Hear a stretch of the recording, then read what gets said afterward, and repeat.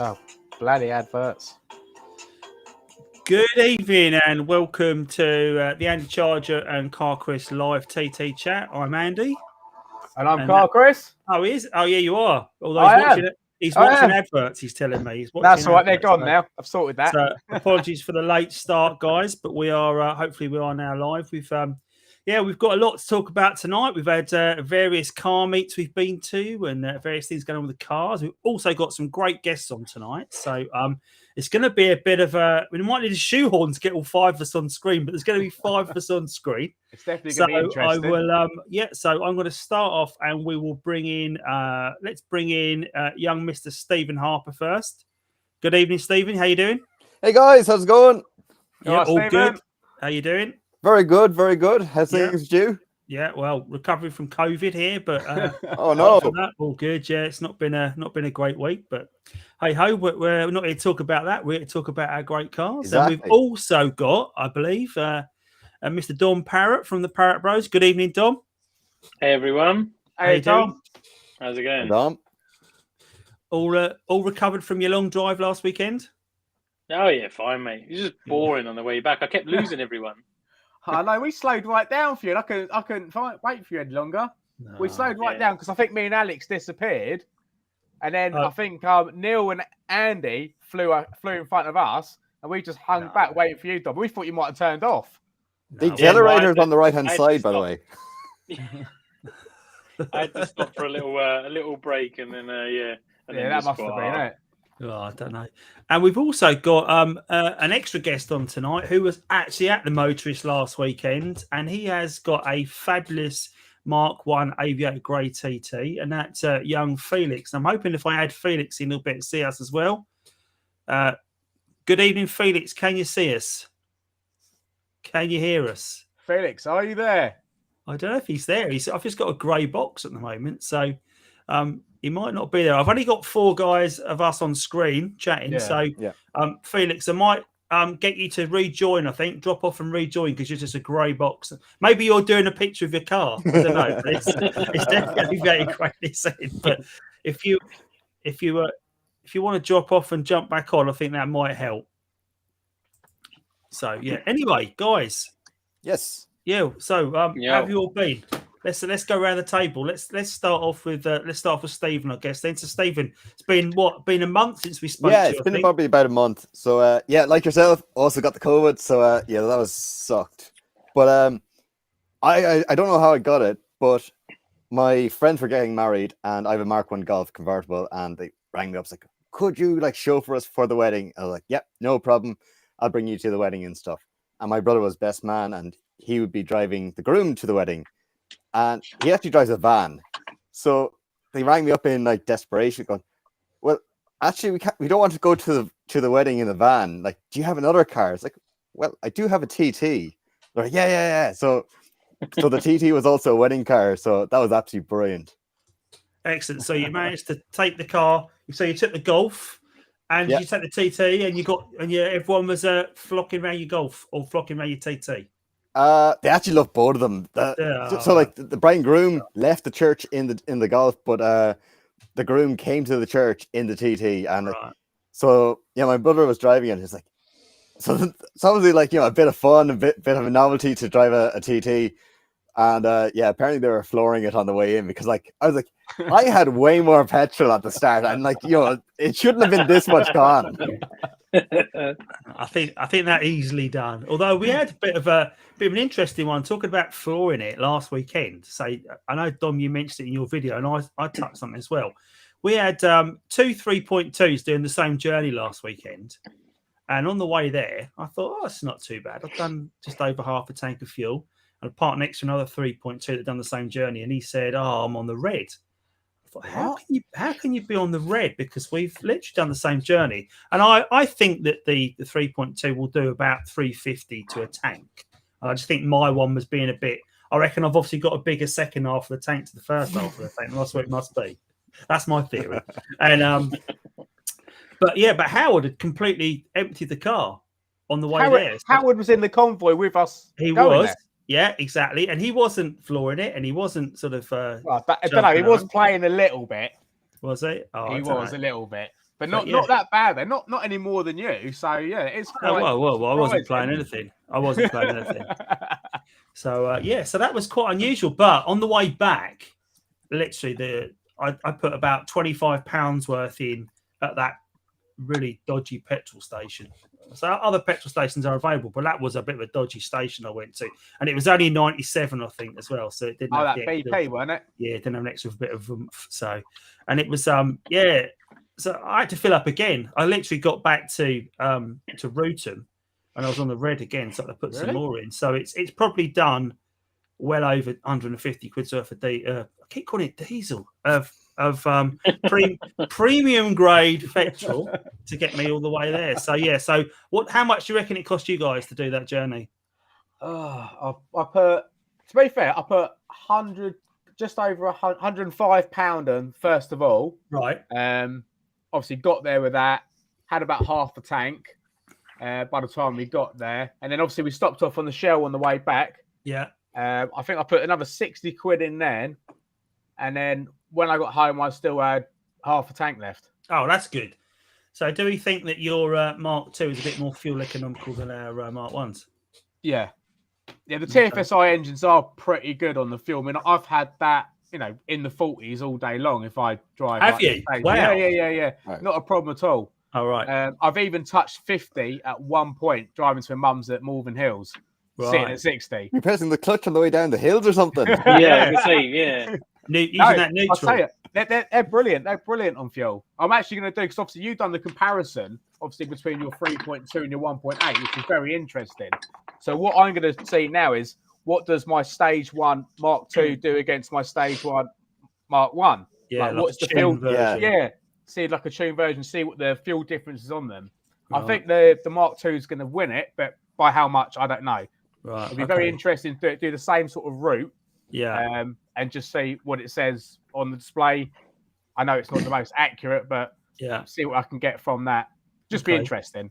Well, so that we sort of segued out of what Stephen had been up to, and we completely bypassed Dom, what you've been up to for the last week. So you tell us, Mr. Parrott, what have you been doing for the last week? Oh, just trying to sift through the lists. I mean, not intentionally, but I've got my book here next to me because I like to, like 3 o'clock in the morning when you're up on eBay looking at stuff. Yeah. Just making lists of each car. Like I've got a page per car of things that need to be done, and obviously I have a choice of cars, so it becomes multiple lists. I lowered the Roadster this week. Oh, right. Usually 3 or 4 hours to do the suspension swap because it's only 4 shocks and 4 springs, easy, yeah. I was like 10 hours into it. So, wow. It was on the original stuff, I take it. They were like Andy's rear shocks. Original flipping, like half of it missing. I cracked one bolt and thought, it'd be fine. Done one side, it took me 3 hours to get the strut out. I thought, second side won't be so bad. I know what I'm doing. And then just literally ping and just snap the bolt clean in half. And I was like, oh yeah. Here we go. Bad times. Here we go. That's what you don't want. So how much is it down by now then? So I conservatively went straight to the bottom, and then went up about three or 4 turns. So it's it's pretty hovercar-y on the floor, like. Maybe not as low as that car that was on air ride last week. Did you? Well, it's on 17s, isn't it? So it's got big tyres, so I've used that to my advantage. Well, he was saying that when he it's a security device because when he lowers it right down. It's just because I said, can you still drive that when it's right down? He went, no, it won't move. And he was saying, I said, oh, right, okay. So he said, I use it as a security device. I put it right down, and then you cannot move that car. So it's literally, and he was showing it how it's actually pulling the arch liners in. So when it's right down, it puts the liners under such a pressure, they're all hanging off. And I was thinking, was that not going to pull the bolts out eventually? But obviously not. But it's that was so, serious. Yeah. Yeah. Well, it's the angle of the drive shafts would be like 45 degrees.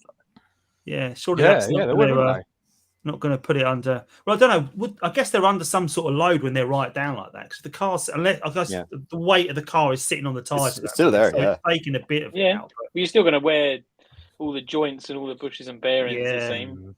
Yeah. Putting pretty extreme angles. Right. Well, when I was in college, I used to drive a Citroen Exantia, and like you didn't know if security guards were going around at night or not. So like I used to just drop the suspension all the way down, so I was literally sitting on the ground, then go into the college and do like whatever you had to do, like in the library, whatever. But you knew, like, if they came out to clamp your car, they literally couldn't get the clamp around the wheel. Oh, there you go. That's a smart move. That's how to do it. How to beat the authorities. Well, I think we've got Felix back now. Actually, I think he is back. So I'm going to try and add him to. Yeah, there he is. He's in the chat. I can see him. Yeah. Well, Good evening, Felix. So we've already given you an introduction of you are the owner of Aviator Grey TT off Insta, and you've done a hell of a lot of work to that car since we saw you last. Well, not since we saw you last week. When we saw you last week, and you went through that. So do you want to give us a bit of a background about you and your car, Felix? No problem. I picked it up as a bit of on a whim, really, because I was looking for a project, and I'd seen an Aviator Grey one years ago, and I always thought if I was going to get a TT, that it had to be that colour, and just happened upon it and picked it up down your end somewhere. I don't know where, but it was a good 4-hour drive, and someone had put awful like LEDs in it, and one of those DIN, the CD player things in, and like when you press the button, it came out, and I don't like stuff like that. So all of that had to come out. The only good stuff that was on it was the shocks and springs, Bilstein B12s or something like that. But everything else had to be replaced, really. I mean, I'm OCD about it, obviously, but yes, the mechanicals have been a thing for me. That's where my focus has been, really. Yeah, I think that your background, obviously you've got an engineering background, and I think you've taken that car right back to bones and rebuilt it, which is great to see. One of the features that I heard you speaking about was those great seats that you found. Did you say you found them in a house clearance or something mad? Yeah, whole positions in a house clearance. Well, I didn't. What are the chances of that? I know. I'd had a notification like we all do on eBay for certain things, and I was like, I need some pole positions. I just love the look of them, and I don't really rate the standard seats for comfort. They're all right. I'm not, they're not bad, but I really, really wanted some pole positions. So I had an eBay thing on, and a Facebook Marketplace one as well. And then it popped up, and it was like 9 miles from my house. I live up, probably tell from the accent, near Newcastle. And I looked, and it was like 9 miles away. So I messaged the fella, and I said, like, what's the crack here with these seats? Because he'd originally put them up for $2,500. And I was like, I'm not paying that. Like, that's silly money for a pair of seats. And he said, we don't really know what they're out of. I was like, I do. I know what they're out of, because they had all the runners and everything. So I said, well, can I come and have a look at them, please? And it turns out it was like this old man who does house clearances. He'd gone to a house. The family had obviously paid him. Come and clear this garage out. The house needs clearing, whoever's passed away. And in one of the bedrooms were these 2 grey pole positions. So he was probably rubbing his hands going, bloody hell. These seats that this lad wants, and everyone's messaging me about these seats. He was probably thinking he was going to get £100 for them or something. So I'm not going to say how much I paid on here, but it wasn't cheap, but I was happy to pay what I paid. It sounds like one of those shows you see on ITV in the afternoon where they're clearing some lockup out, and they're like, £50. And then actually, look what I found. I found a couple of storage wars. That's it. Yeah. It's like, I found £2,500 worth of seats. There you go. Yeah, he was over the moon. Nuts. Yeah, that's crazy. Yeah, I couldn't believe it. I mean, they're grey, and I was a bit like, I don't know about grey, But when they were in, I was like, yeah, I'm really pleased with this. They look really well. Yeah. I said last weekend there was quite a few Quattro Sports. I think, did I count 4 or 5 there last weekend? Yeah, there was a few. Yeah. And there was one with the comfort seats in it, so you should be careful. You might be trying to swap yours out. Darren, Darren's. But that was the only one I've seen. I think that's for me. That's the only Quattro Sport I've seen with comfort seats in it. Yeah. I've not seen it. If he's on there's a now, few. There's a few. Is there? He gets a lot of slack. Gary's is as well. Gary Coots, right? Red one, right? Yeah. It is. Yeah, but that was quite. I see a couple of guys that are breaking them as well at the moment, and looking at the price of those bits, those seats, that you say that they are going to be north of that now probably, and the wheels as well, original set of wheels. So it's crazy, isn't it, that these cars now, as we've talked, even the 3.2 and all the bits on it, if you're going to make more money out of breaking them for component parts than you are for the entire car a lot of the time, particularly if they've got a problem, which is just bad. When I first got mine and I was looking for those sorts of seats, like 2019, 2020, you could pick up a pair of poles for about 1,500 quid. Right. And they've jumped. You can't now. Not a good set. No. So the ones I've seen though, they haven't got that.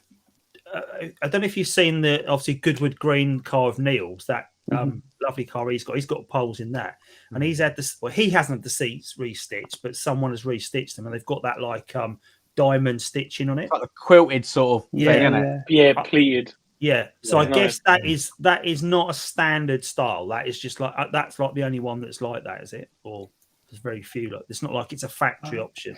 I've not seen that. So because the ones I've seen are all like almost like an Alcantara leather, aren't they? They're just like a pure leather. They don't have stitching on it. And I was surprised that they actually come out in components. Like, literally, the bits all lift out of them. Yeah, they don't feel like you're paying all that money for a seat, and really all the bits feel. It's just a bucket, isn't it? Yeah. With a few sticky pads in it. Yeah, it's just Are they how comfortable are they compared to OEM seats? I suppose this comes down to how big you are or small you are. I was just about to say. Without being rude to anybody, I'm quite slender, so for me, I'm not like sliding about all over the seat like I did on a sort of standard seat. So I find them quite comfortable. Yeah. Drew that came to my house with his Mauritius Blue Quattro Sport, he was saying that his wife will, when they go on a journey, his wife will sit in the passenger seat and she actually falls asleep in them because they're that comfy, because they hold it so snug. Yeah, they are quite. She could just nod off. So I was thinking, go hammering through the back lanes, yeah. So depends who's driving, I guess. The only thing that I don't like about them is they do sit too high. Yeah. There's a few people that said that, and they could do with being an inch lower. And you can put side mounts on that will lower them, or I don't know. You could probably hard mount them to one fixed position, but it takes away from it a little bit, doesn't it? Yeah, they just sit a bit. You just up a bit. They're dead comfortable, but they could do with being dropped. Yeah, we've got quite a few people in the chat actually making what are the questions? So well, a lot of people saying evening. So evening, Peter. Evening, Mr. George, as well as see you on. I thought you might be there last week, Richard, but didn't see you at the meet last week. Chris is on. Chris was at the meeting last week. We caught up with Chris. Chris 225. He is the guy in the cap that was walking around. I remember. So hi again, Chris. Scott Harrison. He left after the final photo shoot. So I remember speaking to Scott. Actually, he was the guy with the had the two-tone front bumper. Did you see that guy like a black with like silver headlight squirter inserts? I should know the alien flaps. I suppose you call Did them. he have the purple poles? Yeah, that's it. Yeah, he did. Yeah, so so he was on. So good to see you as well, Scott.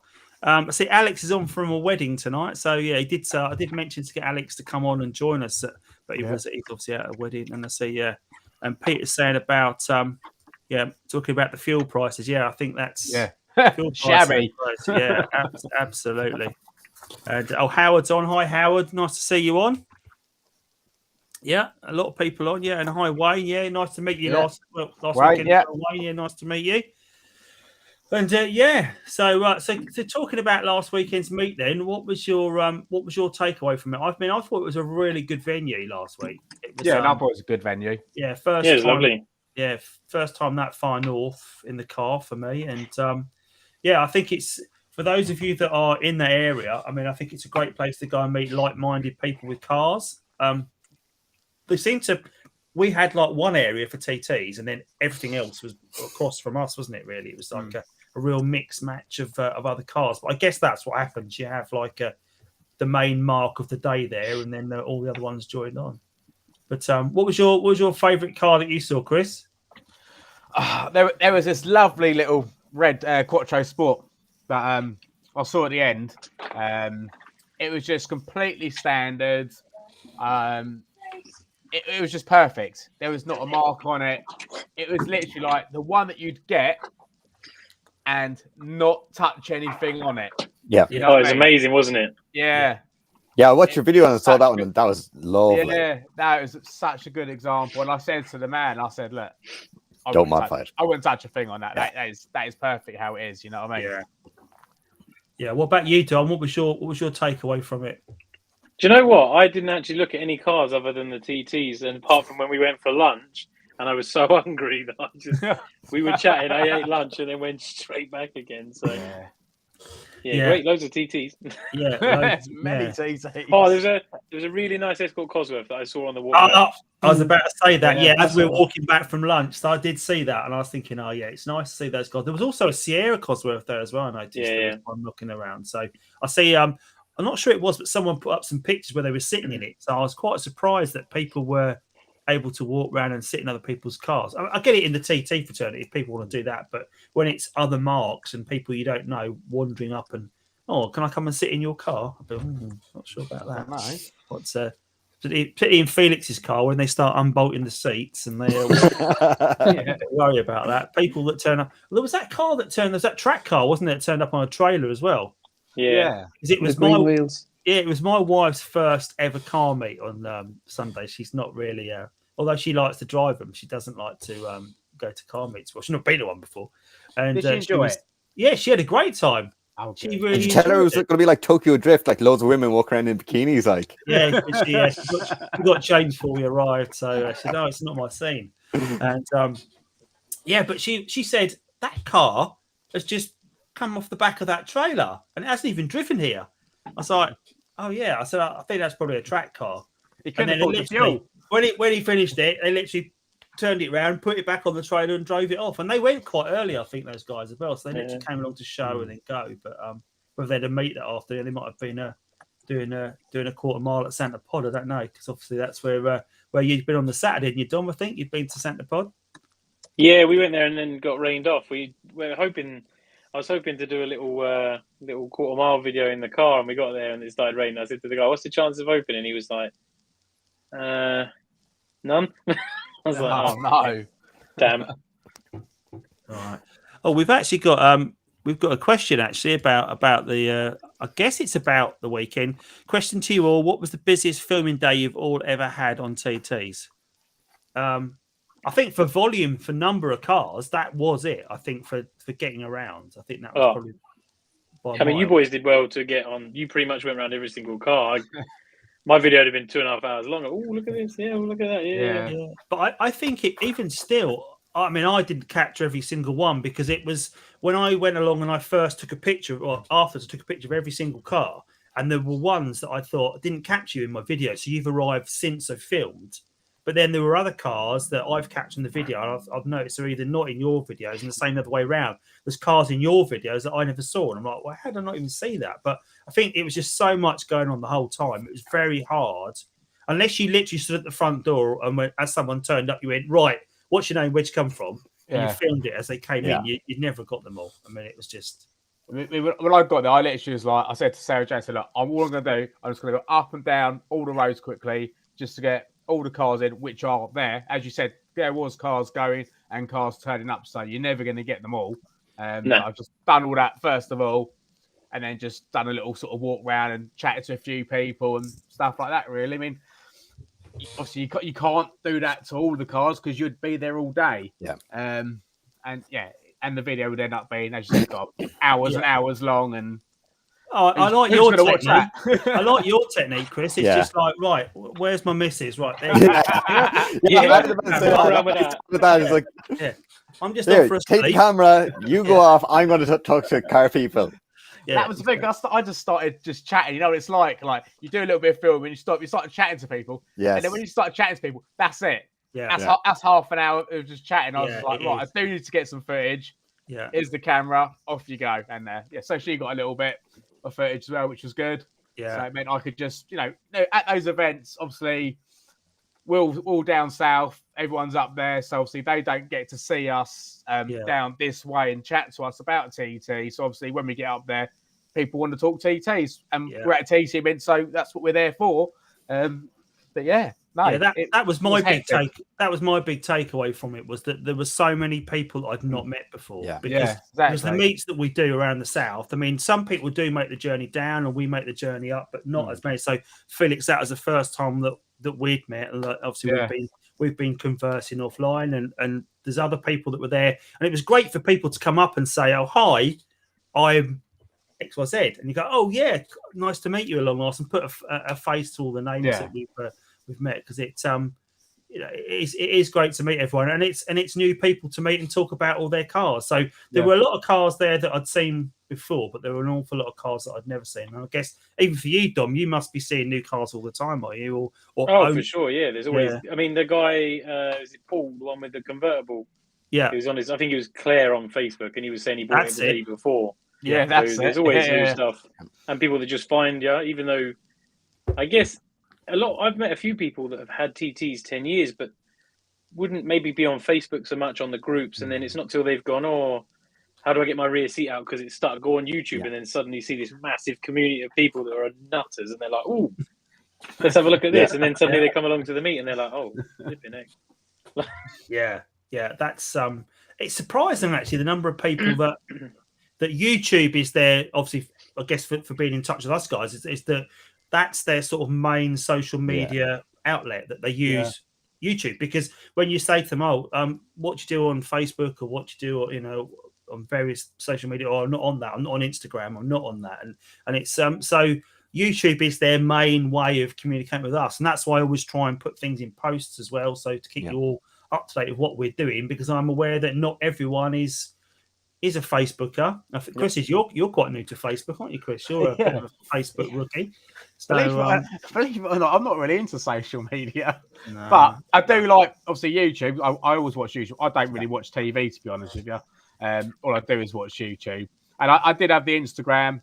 I've had that for a little while. So I've done everything through that, really. Then, obviously, Andy, we got to know each other. And you're like, Chris, join Facebook. There's so much groups on there, lots of knowledge on the Facebook groups. So I was like, yes, I did. And, it is. It's good. It's good. I do enjoy it now. It's you can use. I mean, I don't really use Facebook so much nowadays for just family and friends and stuff. It's just literally to talk about TT stuff nowadays. People are in to talk to me. But I normally use that for that and my hockey. But obviously, that's a sore subject this weekend, as I lost my trip to Holland this weekend. But because of someone that gave me COVID, still trying to work it out. It's like Cluedo for medical Cluedo. I'm working. Felix is looking a bit guilty there. It was Felix with the aviator grey at the Motorist.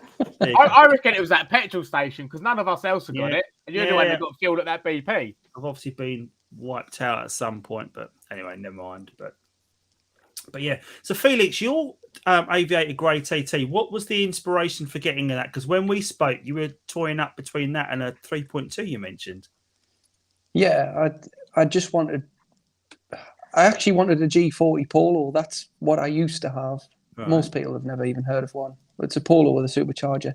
And I had one and I sold it. It's one of those should never have sold it cars. That's like from the 80s, isn't it? Yeah. Or early 90s. Yeah, early 90s. The one I wanted, yeah. So I had a mint one, did exactly what I've done with a TT. Everything was OEM, genuine parts, all the rest of it. Sold it when the prices were rock bottom. And then can't get another one now. So I was like, what can I get? Need something, need a toy. And went to see a 3.2. And it was great, it was nice. But I came home thinking, that DSG box, I don't know whether I can live with that box. And it wasn't so much the worry of the mechatronics, because you've always got that with the clutch on a manual, but it was more to do with, as a toy, do I want a DSG? Right. Is that going to give me what I want from it? It's a bit like what you were saying, Dominic, on your videos. Does it give you the enjoyment that you want out of it? There'll be people who argue with that, obviously, because they love them. And I've got a Golf that's got DSG and it's spot on, but it's the later box and stuff. Yeah. So I actually messaged him and said, look, I've put a deposit down. Deposit's deposit. So I'm just going to walk away, keep the deposit. And I'm glad I did, really. So I ended up with the Aviator from that point. Yeah.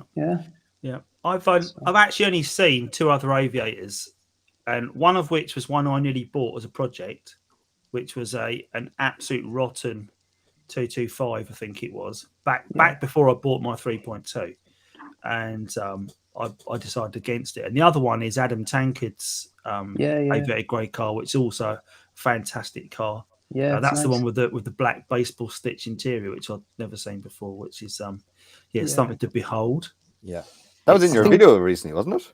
Yeah, well, that was I met Adam for the first time at the South End meet, which did a video on the other week. Which, if you've not watched that video, guys, you can check it out on the channel. But I'm sure you have. But yeah, so Adam's car, that was the first time I'd seen Adam's car, and it was definitely, really is a great looking car. I don't think you can really fail to have a nice looking Aviator grey TT. I think they just sew that paintwork just. For a matte paintwork, not matte paintwork, but a non-metallic paintwork, it really does. It's quite striking. Yeah. I just didn't know there was that many colours available until Dom did that video. I was like, what is it, 60 odd colours or something, or 50? Oh, I keep getting told about new ones. It's just like, it's like Audi went, what colour do you want? Let's get a rail chart out. Yeah. There's just tons of them. Yeah. I'd not seen a Java cream one in fleshed until last weekend either. That was that was amazing, wasn't it? Yeah, I love that. But that wasn't there for long because that was literally at the start of my video, and then when I went back, it had gone. So I don't know where it had gone, but I guess they were in a rush. But yeah, lovely condition car. But I think they are more unusual colours. I guess what would we say? What are the more unusual colours? Silver. Yeah, there's various colours of silver. Who has silver? Who has silver here? Yeah, 3 out of 5 to have silver. Yeah, there's that. What's that? Is it tourmaline green? That it's almost between blue and green, like a turquoisey kind of color, like a metallic, like Java, but a bit bluey. Was there one there last weekend? No. I've only ever seen one in right. Because there was a green car there last weekend, it was so dark it looked black, and in my video I called it black, and the guy pointing out it was actually green, and I was like, "Oh right, yeah." So I do apologise. So if I called your car black last weekend, it was actually green. I do apologise. So yeah, obviously the papaya is quite an unusual colour, isn't it? You don't see that very often. And that Java green was. White? White? Yeah, white is. White. Do you know what? I think there's a lot of white cars in the States, though. Because whenever I think they're definitely more common in the States. Yeah. Yeah. Yeah. Well, I don't think white, in England, white wasn't really a colour that people bought back in the early 2000s. Yeah. They all look like fridges. But obviously but they came back, didn't they? So see, white became a very popular colour, didn't it, around the turn of the 2010s, sort of just before there. Yeah. Whereas everyone was having a white Range Rover or a white Mondeo or what's the other one? I assume yellow is quite. Yeah, yellow's gold quite or yellow. Rare. Yellow and Nagaro are kind of papaya, all kind of. There's a few, but not many. Yeah, right. And then you've got your golds, the random gold, Dakar beige, it's like a brown. Yeah, there's like 1 or 2 of them in existence that I know of. This is when people. It's because and Sean Bellclub, the guy that did the clocks. Yeah, he had what I would class as burgundy or hibiscus in Audi terms. Okay, like burgundy TTs. I've only ever seen 2 when I've been searching. Right. I guess why would you buy a burgundy? Yeah, TT? It's just you buy bright colours or black. You know what I mean? Yeah. Well, I always find the ones which I'd class as colours that you would maybe paint the inside of a pub or like your granny's flat tend to come out of the 150 Roadsters. There's quite a few very what calls bland colours. They're very sort of like the beiges and the browns and there seems to be a lot of those around in the 150. So I don't know if because they seem to be a 150 is obviously very late in the run, isn't it? With the with those Roadster types. Yeah, 05, 06. Yeah.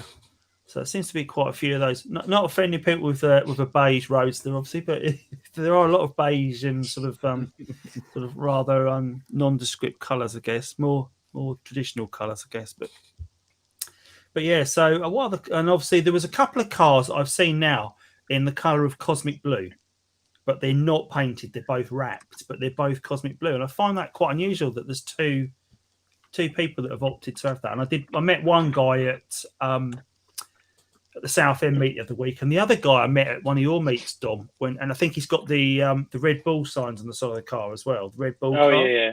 I think that's really bad with names. Yeah. But yeah, he's but yeah, they're the only two I've seen cosmic blue, and I guess that's not an Audi colour. I guess that's come from somewhere else.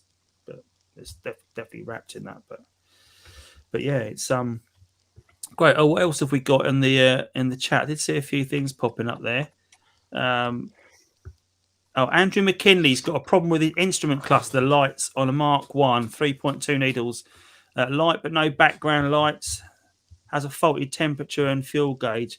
I think my advice for anyone that's got a problem with clocks and instrument cluster is, even if you've got faulty gauges, is get it off to someone like Sean Blenko, I think. Because I think he would probably, not only does he able to replace your LCD, but he normally can look if there's a problem with the cluster. I mean, Don, what would you say on that? Yeah, for sure. Because at the end of the day, it's only going to cause you more effort when you run out of fuel or the car overheats. And for what it costs, you'd be silly not to. You know, there's a fault. Yeah. And I think it's definitely one of those jobs of getting it in front of the experts rather than, fiddling around with yourself and soldering. Yeah, I mean, if the display was gone and you reckon you could do it, then fair enough. But if you've got issues with the actual gauges or lighting, then it's circuit board stuff. Yeah, absolutely. I'll see Chris Johnson's Johnson. Evening, fellas. Late as usual. Yep. Evening, Chris. Still yet to meet you, Chris. Even though you're only about 20 miles down the road. So, not that Chris Johnson. No, that Chris. Still got to do Chris Johnson meets Chris Johnson. We do need to do that. Yeah. Well, you can do that on your channel. Well. I think it's a bit of a niche market that one. But Wayne's put Morrow blue. Yeah, I mean that is quite an unusual colour. There's not many of those around. I know a few of those. One of which is owned by Wayne. So. What about the different types of black? Yeah, there's loads of different blacks. Three blacks. Oh, is there? Yeah. There's the one that is it Raven that has the red in, that almost looks like the Honda colour. When he goes in the sun, he goes from being black to like a purpley colour.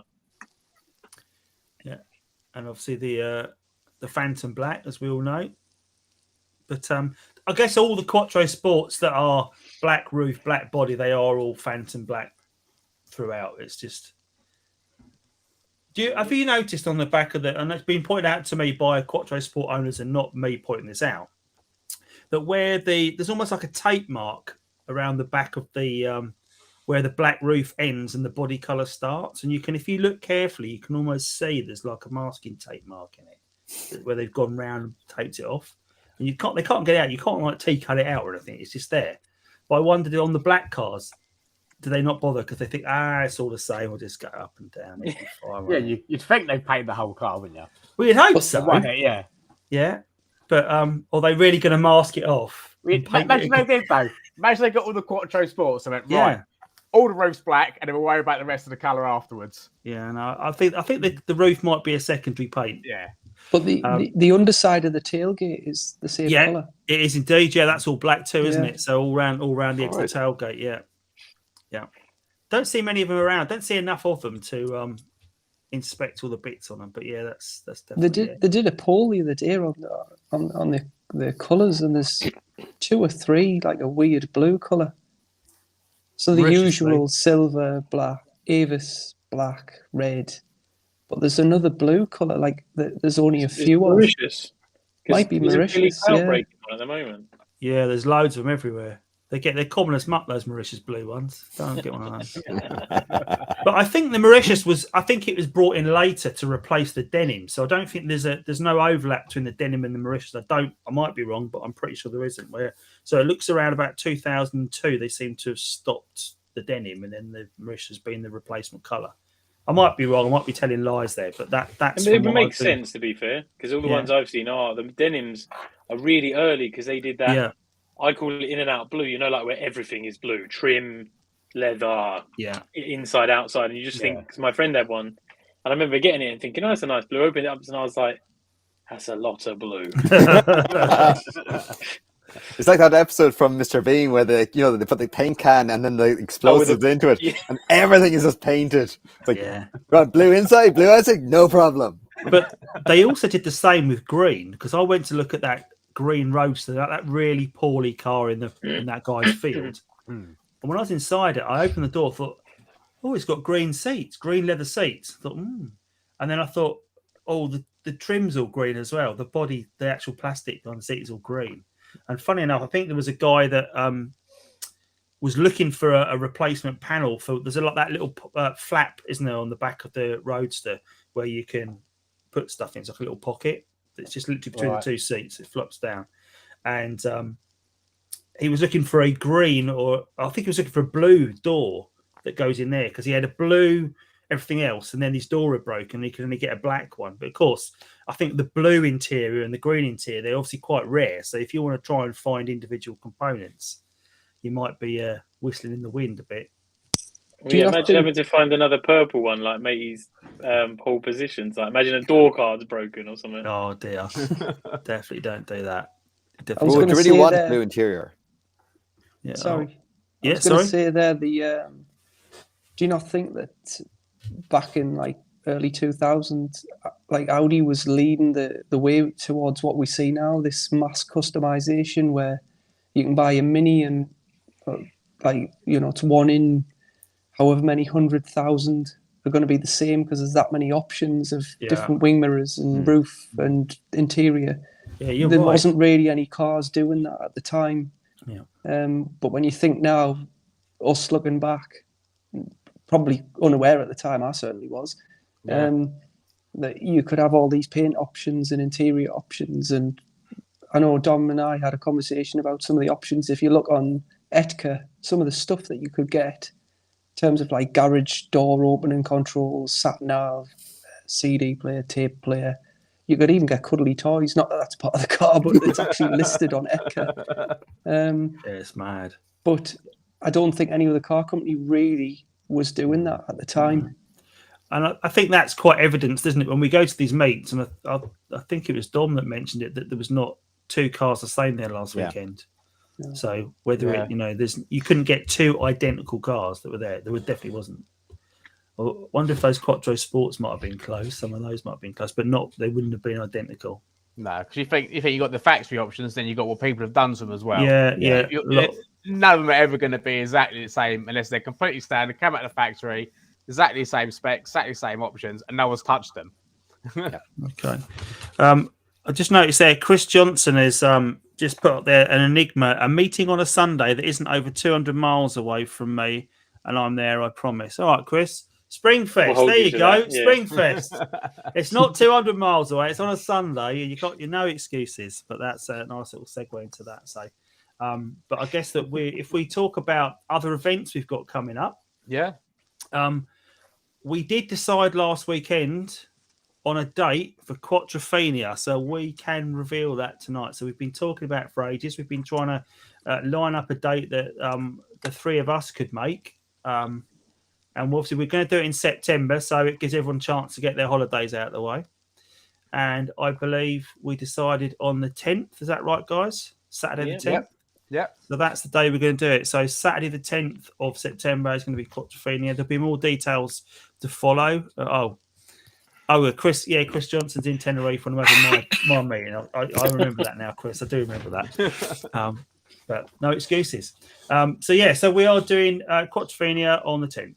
So I'll be planning on doing something in August as well, doing like another breakfast meet at the Battle of Hastings or something. Yeah, I think we were talking about doing I think we need to do something. Yeah. I guess the thing about August is you are going to be running into people's holidays. Yeah. So we appreciate not everyone can make it, but we will put something up about that. Now, maybe we can get something. I know that Chris, you said about we're talking about doing it at the Battle of Hastings one, but Dom, have you got any plans also to put anything up in Hemel shortly? I've been trying to source a venue that doesn't mind us turning up in mass and that would do a decent breakfast where we can all be in one place. But I'm waiting for two people to come back to me on that. Okay. So I was going to liaise with you boys to try and sort something. To be fair, I don't mind where. There's a place I used to go to for a meet called Jap versus German, which was basically just really cool, old and fast cars down in Cobham, which is Chris's way. Yeah, I know where you mean. Ockham Bites, and it was wicked. It was like a little a little like just off the A3, M3, A3. A3, yeah, just the A3, yeah. It was like a woodland kind of rest stop. Yeah. You could probably get 200 cars in there, and they did a mean breakfast, and coffees at like a hut outside. That sounds good. So I might try and knock something up for that. I just need to. I want to liaise with them before we turn up 50 strong. Yeah, that's a good shout, actually, mate. Be nice for me not to have a travel an hour away for a change. Only an hour away. That's all right. That's a local one, an hour. No, that'd be less than an hour for me. That'd be like what? Probably 20 minutes away from me. I reckon I can get there in. But it's like obviously at the back of Hastings, hour. Hemel Hempstead, hour. Leeds, 4 hours. Be nice to have something, a little bit local. I think next time we do a meet, we need to have a little award. I'll get some awards made up for most furthest travelled. Because, well, is it the Hemel one? And Mark, is it Mark Ind, the guy with the Quattro Sports? Yeah. And I said, what you were from? I'm pretty sure he said Preston. What? And it was like, well, how many hours? Like, mental. And people are moaning about getting there at like 9:30, and he was there like 8:45. Like, hi. And then last weekend you had Jim that had driven down. With two cars. Yeah. So we couldn't really moan about his journey. So, although I think he said it took him 3.5 hours, so it wasn't too bad, straight down the A1. But yeah, he's that car of his that threw me, that manual 3.2. Yeah, I was looking at video. I was looking at it, I go, it's going to be, and then he caught my eye. He's like, he was like, get yourself back here. And then it was like, I'll show you. They opened that bonnet, and there it was, 3.2 in all its glory. So lovely to see. There's not that many manual 3.2s I've seen in Roadster version, other than that one, and obviously Howard's got a DSG, but not seen many manual ones. There's no myth about that, because they are even split, guys. Don't forget, go and look on the website. They're evenly split. I've not seen many Roadster 3.2 manuals. But... Does the 3.2 does the manual gearbox, is it the same as the 225, or is it a special gearbox?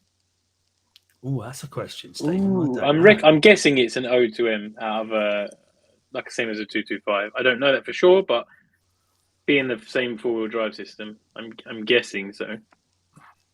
Because the thing there is, like you can get like the 3.2, and if the DSG gearbox ever did go bad, you just put a manual into it, and you're like, obviously you've changed the pedals as well, but like that's the least of your problems. Like if you're changing the whole gearbox, like just put a manual gearbox in, it'll be fine. Yeah, you have to change the brake servo and everything. That sounds like a little project, Stephen. I reckon you might have lined up. There you go.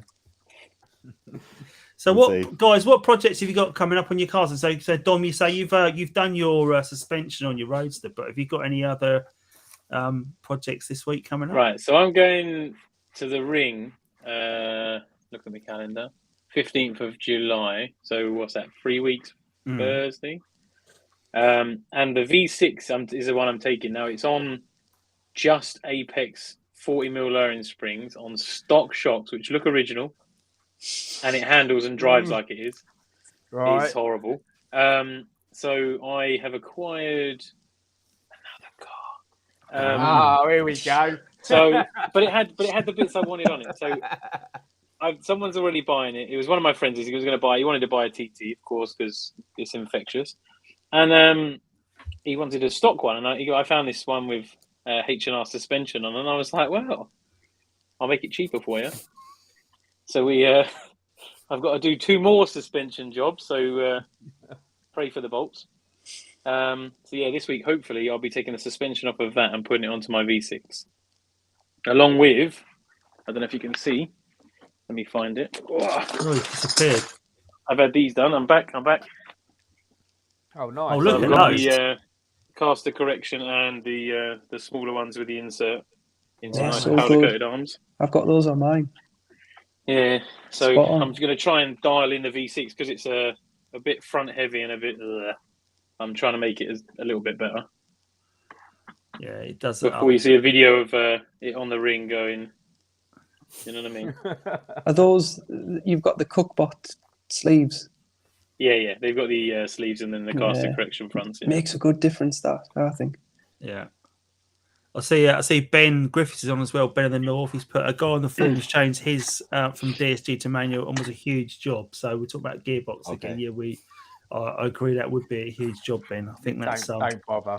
But although Stephen's got it lined up for next Saturday. But yeah, big old job. Yes. So I see Wayne's asking you about how many cars you got, Dom. So yeah, I think it was 5 last week, wasn't it? And then it's so it's gone up and down again. The Berry one actually got taken to the dismantlers yesterday. So right. It was a sad day, but yeah, it had to be done. Yeah, not good, but it will live on in some form. Yeah, exactly. Yeah, and about 30 other cars in bits. Yeah, they do that. Yeah, so we did talk about Springfest briefly, so I thought I'd just add a bit more sort of detail to that. I'm going to be sending out an email to all those people that are we are completely full, guys, just everyone is aware. You're more than welcome to send me your details if it's something you would like to attend, and I'll put you on the waiting list. I know there's a few people that want to go on the waiting list, but I'm completely jammed out now. There's no way I can shoe anybody else in, so fully maxed out. I'm going to be sending out a circular to everyone this week, just with a few extra bits and pieces, bit of extra information. So there will be toilet facilities on site. So there will be toilets. There will also be food and drink available. So what we decided to do is we'll be doing hot dogs and hamburgers, and for a donation. So my wife is doing a lot of work for Macmillan Cancer Support. So we said that anything, if you want to buy a burger or a hot dog, rather than it won't be whatever you guys want to donate. It's not going to be a set price. So if you want to just make a donation, if you don't want to make a donation, fair enough. But I'd say you're tight. But if you do, if you do want to make those, it's very nice. And there'll also be coffees available and cake, because she makes a mean cake, my wife. So there'll be coffees and cakes available. So, so you should be lots of things to keep you busy with. I will also try and mark the lawn out a little bit so people can come in and they'll know where to go. So it's not going to be quite as organised as the Motorist was, but it will at least allow people to go and park on the lawn. Obviously, we are also, I might add, if it chucks down like every single day between now and the event, it won't go ahead because it will wash away. But the ground's pretty hard, and it does. And I've never yet had a July I can't drive on the garden, so we should all be good for that as well. So it's all looking good. It's had a fresh mow today, so it's looking quite nice out there. Trying to make as much room for extra cars as possible. So for those of you that don't mind a little cherry tree draped over your bonnet. Some good photo opportunities actually as well, I've noticed, where you can take things through the branches. So it's it should be a good day. What about the ducks? The ducks. No, they're going to be kept away for the day. We've actually got we've got some mallards that have moved in as well at the moment. It's like a duck refuge, and they just hatched like 6 babies, so they're all walking around the garden. So hopefully they'll be gone by the time the event happens, and my guys will all stay in their pen. I'm sure they would like to walk around, but I think a few would get squashed, so I'll leave them in the pen for the day on the event. But you're more than welcome to walk through the woods and look at the ducks and look at the ponds and whatever you want to do. It's all part of the deal. Yeah. So I think it's going to be a good day though, isn't it, Chris? Whenever we've done stuff there, it looks really cool, doesn't it, when you get the cars in the garden and definitely take some snaps and. Yeah, looking forward to it. Yeah, hopefully it'll be a success, and maybe we can do it again afterwards, isn't it? Well, yeah, I might try and tap my neighbours up so I can see if I can cut a little hole through their hedge, and we can double. They've got a bigger back garden than me, so I reckon we could get another 50 on there. So we could expand it out. Find out when they're going on holiday, Andy. Make them buy a TT, one of them. Yeah, exactly right. But there is the car show literally about a mile down the road from my house, which I've just discovered. I'm not sure when I think it's in July. I hope it's not the same day, but there's definitely a car show, a big farm down the road. So I might pop down there and see if I can exhibit the TTs maybe. But I've got a few problems with my TTs at the moment. I've got the roof's playing up, so I've obviously replaced the roof, but it's definitely having a problem. And I hope it's not the old CCM going on it, but I think it might just be the piston bit that's popped off the side, and it doesn't seem to have enough power to put the roof up and down. Don't know if that's it might be your hydraulic levels low. Yeah, might be the owner. The owner. It's known as a. In the world of IT, we call that a picnic. It's problem in chair, not in computer. It's a picnic. So it could be a case of a picnic going on in my car. So yeah, I will try all the obvious things. That it does run flat. The battery runs flat quite a bit. It's just not getting the use. And but I've got my Jump Surge 1200. There you go, mate. Hey. There you go. And that's yes, I've got that. Oh, I've also got a that company that sent all of us that same OBD reader. Well, they didn't send us all the same one. They sent Dom a nice one, and they sent me. Dom got the posh one. I asked for it. I literally went on their website. Went on that one. I've tried to ask for it, and they said, "Oh no, we can't send you that one. We haven't got any of those in stock at the moment." So they're sending me the 500, same as Chris's, because I had the 400 and it didn't work. And I did say to him, "I'll be completely honest. If it doesn't work, plugged it in." And it comes to life, but there's no like LED on it. So whether the 400, the top down 400, might not work with the Audi TTs, maybe, but there's no light come on. I've not tried it on the Mondeo, so that might be my next course of action. So guys, if you're looking for an OBD reader for TT, stay away from that one if for that car, because I don't think it will work. But I'll let you know if the 500 works. But the Jump Surge thing is amazing. That gets the car right going again, doesn't it? It's quality bit of kit, that is. Yeah. I think where can we buy one? Have we all got one of those? Stephen, you've got one on the way, haven't you? Yeah, mine's in the post, apparently. Yeah. I need to ask one. I haven't got one. Have you not got one, Dom? I thought you had one. I bet Dom ends up getting the 2000, doesn't he? Oh, yeah. No, I think it's a 3000, isn't it? I think it's a 3000. Leave it with me. Watch this space. Yeah. So, what guys of the OBD stuff? What do you use? What's your go-to normally? What would you use? So, Dom, what would you use?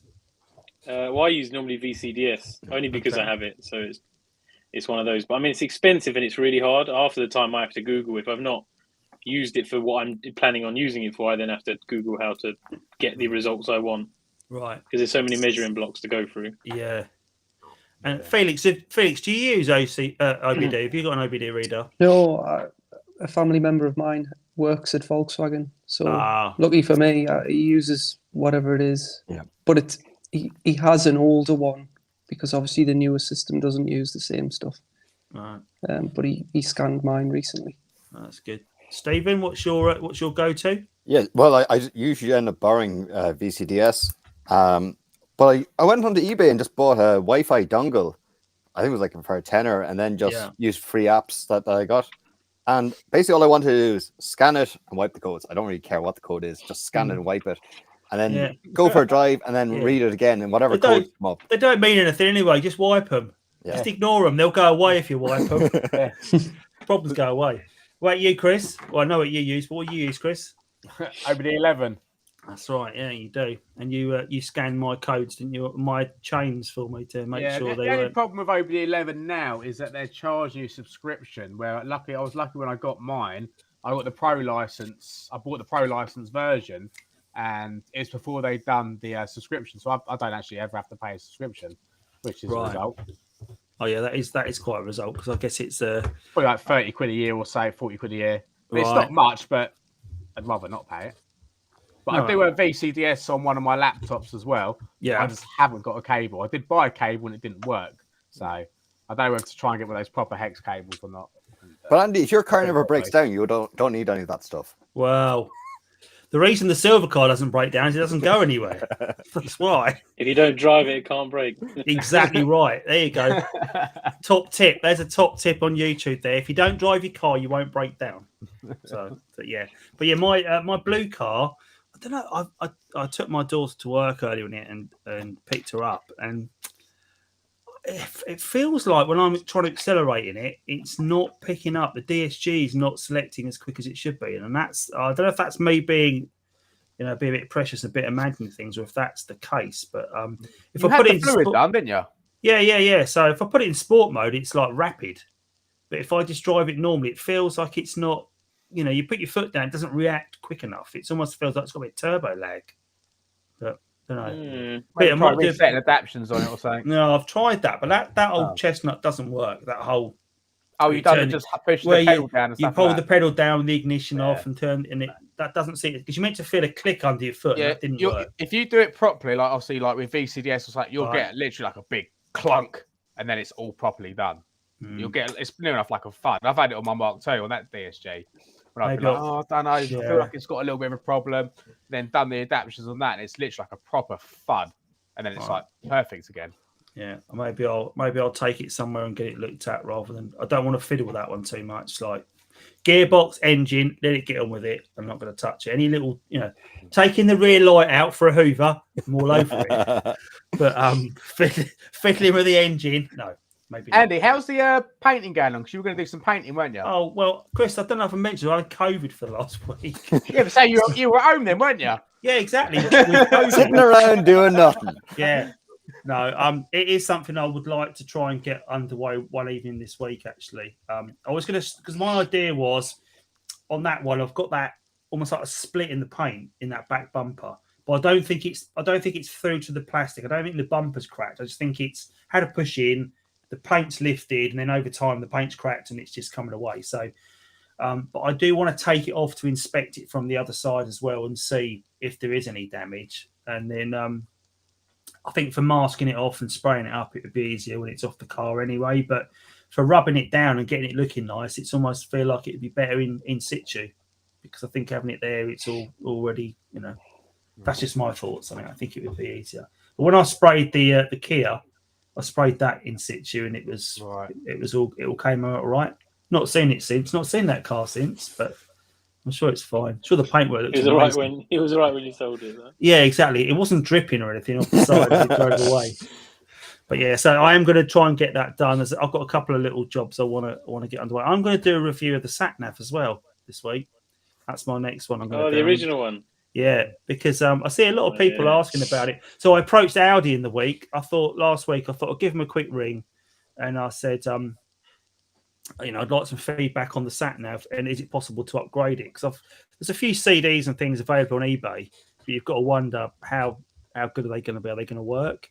But I'd like to update it to the most current maps, if that's even possible. But see what's there, because obviously I have driven places with that sat nav, and it is a little bit, at times there be beasts here and things like that as you're trying to navigate around. So there's a new road there. That road wasn't on the sat nav. Yeah, exactly right. You're driving through a field, like. Well, a lot of things do change in 20 years. You know what I mean? Absolutely, well, they do. I know that because I drove it to Swindon. I did drive it to Swindon with the car, and I stopped to see one of my friends, and not too far from Swindon, and the way it navigated us to his house, it was like, where is this taking us? But it's, you've got to accept it. It's putting the address in. I'm going to show you how to do that. I'm going to one show button you and a dial to put a whole address in. You have to have a very nimble left hand, is all I can say. And because Felix, you've got it, haven't you? Yeah, it's awful. Yeah. Oh, don't say that. But they put it in the A4 as well, so I knew how it worked. I had it in an A4 of the same era. Oh well, if I get stuck, I'll give you a shout then. It's all right. I mean, Felix, how do I put Newcastle in the dial? I bet you know how to do that. Well, you shouldn't know how to do that. You know where Newcastle is. You've got to put a postcode in. That's the problem. Yeah. It's horrendous. Yeah. Well, I will see what I can do to make like-minded people aware of it. But I think it's something. If you haven't got anything, if you've got no mobile signal, because you could be in an area with no mobile signal, or you could after the apocalypse or something, is it? Yeah, maybe it. Do you know what? The number of people I've spoken to that haven't got a smartphone. What? Really? Yeah. Really? Yeah. Who do you talk Where to? do you find these people? I don't. There may well be one person on the chat right now. I don't know if Simon's on the chat. Pigeon Glass. Oh, he doesn't have a smartphone. Simon hasn't He doesn't got even have a phone. He hasn't got a phone, let alone a smartphone. Yeah. So I don't know if you're out there, Simon, but yeah. Oh yeah. He's watching this on Windows 95. Yeah. I see a few people in the chat. They've put what have we got there? Oh, people are talking about different OBD technology. So Extron's OBD, leave it connects to my heat unit TPS. The next purchase. What is the best app? There you go. That's a question for Howard. For those of us that have got the Wi-Fi dongle ones, what is the best app to use with the scanners? So, what app do you guys use? Isn't it Talk app? Stephen's trying. Yeah, no, it doesn't work. What you need to do, put it in front of yourself. Put it in front of yourself and we can see it. Oh, yeah, there we go. There you go. There you go. So they have the... Oh, no, you got it again. There's Tom, mate. Hold it towards you. There you go. There you There go. you go. The bottom 3 ones are the ones I use. Right. Maybe they're Okay. outside of focus, you're not going to see it, but... Shall I see if I can pull up the one I use? Nah. I use a free one, which is probably why I have so many error codes on the car. Put it in front of you.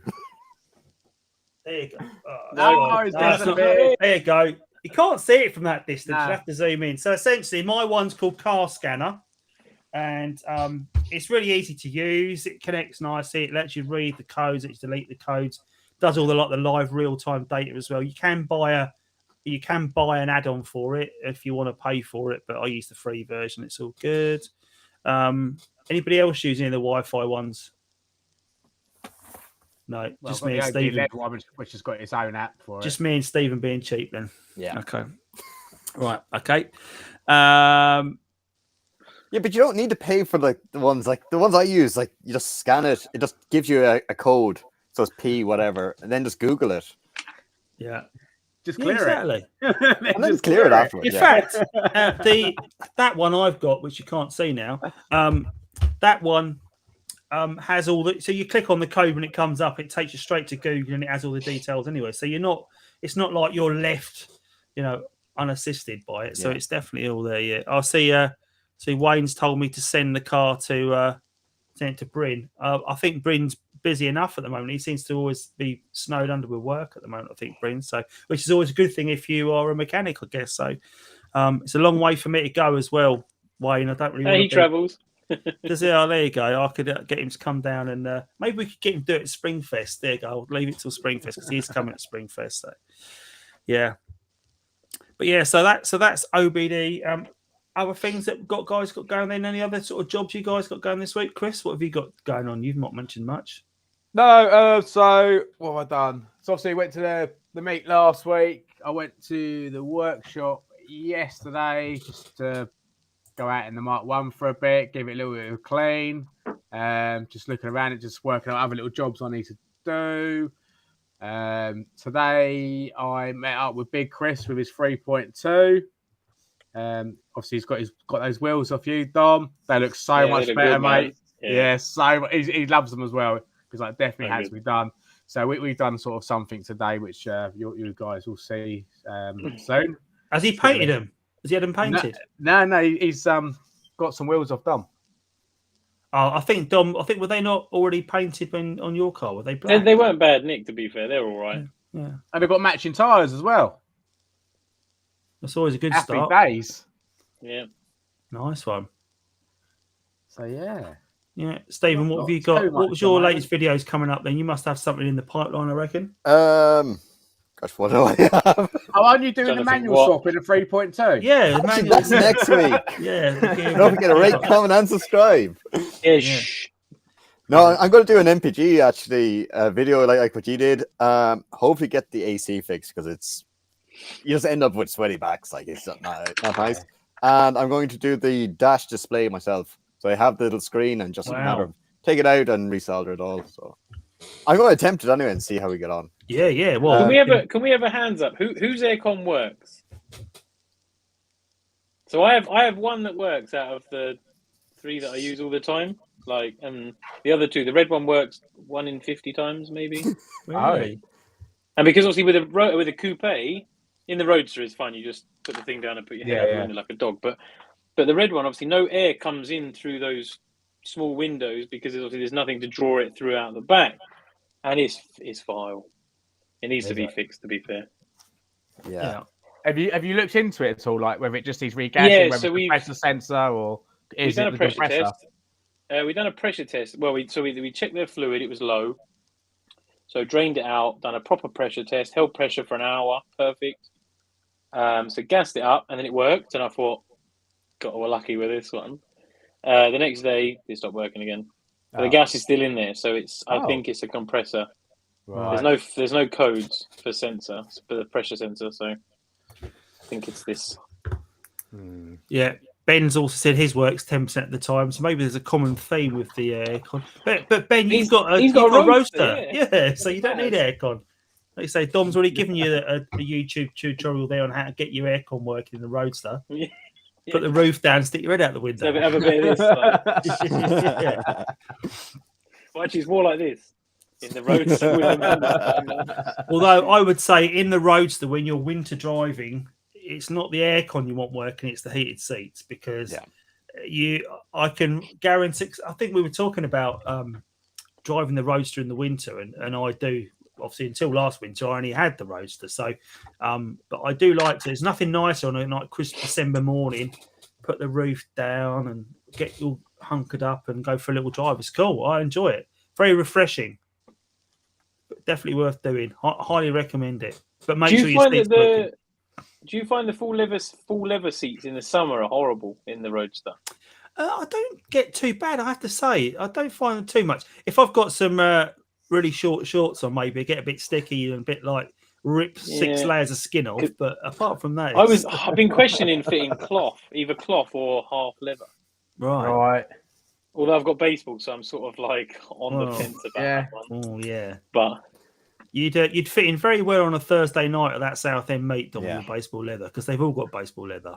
Oh, I know, it's funny, isn't it? Yeah, it's like I felt like a bit, 3-2s of baseball leather. It's the way forward. Andy, was the one with the black leather and the black stitching, is that OEM or did someone just make it? No, that's I think the guys I've were never saying seen them. Yeah, it comes in blue and red as well, apparently, but I've not seen those. I mean, Dom might I've got pictures. I've got some pictures I can send you. Yeah, definitely. I've not seen it in real life, but Dom, did they do the baseball in any other colours apart from the black and obviously the baseball sort of colourish? Yeah, the red and the blue. Yeah, red and blue. Yeah, they actually did do it. Yeah. Oh right. I've seen pictures. I've not actually seen it in real life, or someone who goes, "Yeah, look, it's mine." But but I'd not seen that black purple one before. poles, isn't it? Yeah, that but the one that Adam's got, he's obviously got a back seat as well, so it's not like they've come out of a roadster. He's got the matching coupe back seat. Yeah, so amazing, isn't it? Yeah. I didn't know up until I think when I did the video probably about a year ago, I didn't know they made baseball in coupes. No. And then someone was like, I said, can you send me some picture of your baseball? And they were like, yeah. Send me a picture and I could see the back seats. And I was like, that's a coupe. Like, send me 10 more pictures, please. Yeah, that's crazy. Wicked. And in the coupes, the back seats, is there any baseball stitching on them, or is it only the front seats that have the baseball stitching? No, they have the perforated look. Yeah, they have the dimpled centers and they have the coloured stitching, but they don't have the thick stitch. Yeah. Okay. Yeah, it's quite an unusual. It almost looks like it doesn't match, but it does match. It's very hard to sort of explain what I mean there, but sort of like halfway there, sort of thing. Yeah. I'm. I see Ben saying he's got either Motor Monkey's hat and glove box when it's too cold. Yeah, exactly right. I mean, obviously Ben is a 3.2 Roadster owner, and now he's a 225 Roadster owner, and he upgraded to a 3.2. And that car, I don't know how much you got to see of it last weekend, guys. I mean, I know Dom, you did a bit of a feature on it, but it's Ben's car's great. That's the first time I've seen that in Dolomite Grey. Yeah. With his Ben, have you finished doing your exhaust now? Because I remember when I chatted to you, you were doing the downpipes on it or the manifolds or something. Cats. Yeah. Oh, that's it. The cats. He was doing that's it. There was a picture on Insta today of his cats, of what was left of them. For ages today. Yeah. Still got to be worth a couple of £100 in bits, isn't they? Yeah. Exactly. Yeah. Them in there. Yeah. Flaky bits of metal, I think, were floating around somewhere. But so I think he's now done that. What's that? Color door cards, are they standard or done by people? The color door cards will usually match the interior that they've got fitted. Yeah. So if you have tan, they'll be tan. If you have grey, they're grey. Yep. I don't know. I don't think they make any Alcantara ones. The handles are. You can have Alcantara handles if you have like a QS. Right. But I don't think apart from that. I did see someone had raised the question on Facebook today about the door handles. Anything I can do with the state of the door handles, and people had said, just you've got to wipe that old material away with some rub and alcohol, get rid of that, and then you can bring them back to factory. And then people said you can put wraps around them. I saw some couple of guys that actually fitted leather, that actually stuck leather to the door handle, and they look quite nice as well. So on eBay, there's a kit you can buy. You know, like I did my steering wheel, you can buy them. Yeah. And they give you a kit, and they're like made, and you just put them on and then sew them with the nice cross stitch. Right. Okay. They do carbon fiber ones. You can buy those twisted metal ones. There's quite a few if you look. Yeah. Okay. Yeah. I They're don't. just the sod to change. Yeah, that's they seem to be whatever that material is that coat. Because I think you did one where one of you did one where you removed all the sort of I think Dom, I think you did the cowling. Yeah, it's the rubberized coating. Yeah. I guess just early 2000s VAG stuff. That is. Yeah, and over time it's just going to fail and break down and be no more. But yeah, I wonder if you can. I don't know if those bits you could probably buy them new still somewhere from a dealership. Could you be tucked away in a store cupboard? Where you there was one on eBay. Went for about 60, 70 quid. Yeah, a couple of weeks ago. I see that that scuttle that went for someone who bought a scuttle and was told there was 3 left in the world now. Replacement scuttles. But that was that QS that we saw last week at the Motorist, that one I saw at the end, that really nice one. He told me he just managed to get hold of a brand new scuttle for that. So it's got the nice clear plastic window for the chassis number. Yeah. He said he paid a lot for it, but I bought one. It was a brand new one. I bought one and they said to me there was about maybe 10, 11 left. But that was 2020. Right, okay. But I don't know how accurate they are, you know. Yeah. I reckon you could, if you're pretty handy with a standing knife and a bit of plastic, I reckon you could make one of those covers, you know. Yep. I'm sure you could do it yourself if you want to get it back to that. And I've seen there's a few different options where people can have those like 3D printed VIN number plates and different ones. I see something that a guy put up yesterday on Facebook where he was making, I'm not sure where they were for, but they were like polished metal Audi TT, like a panel about like a long rectangle. Oh, it's where the dipstick is, you know, down the front. Oh, is it? Oh, okay. Yeah, in front of the inlet manifold. Yeah. And I think he sort of said, if anyone's interested in them, I'll make some more. And there was a lot of interest in it. People were quite keen on it. But they were quite cheap. I think, were they £35 or something like that? Yeah, 35, I think. Yeah, they weren't much. And I think he'd had some. I think all the polished ones had gone, but he had some matte ones left or some.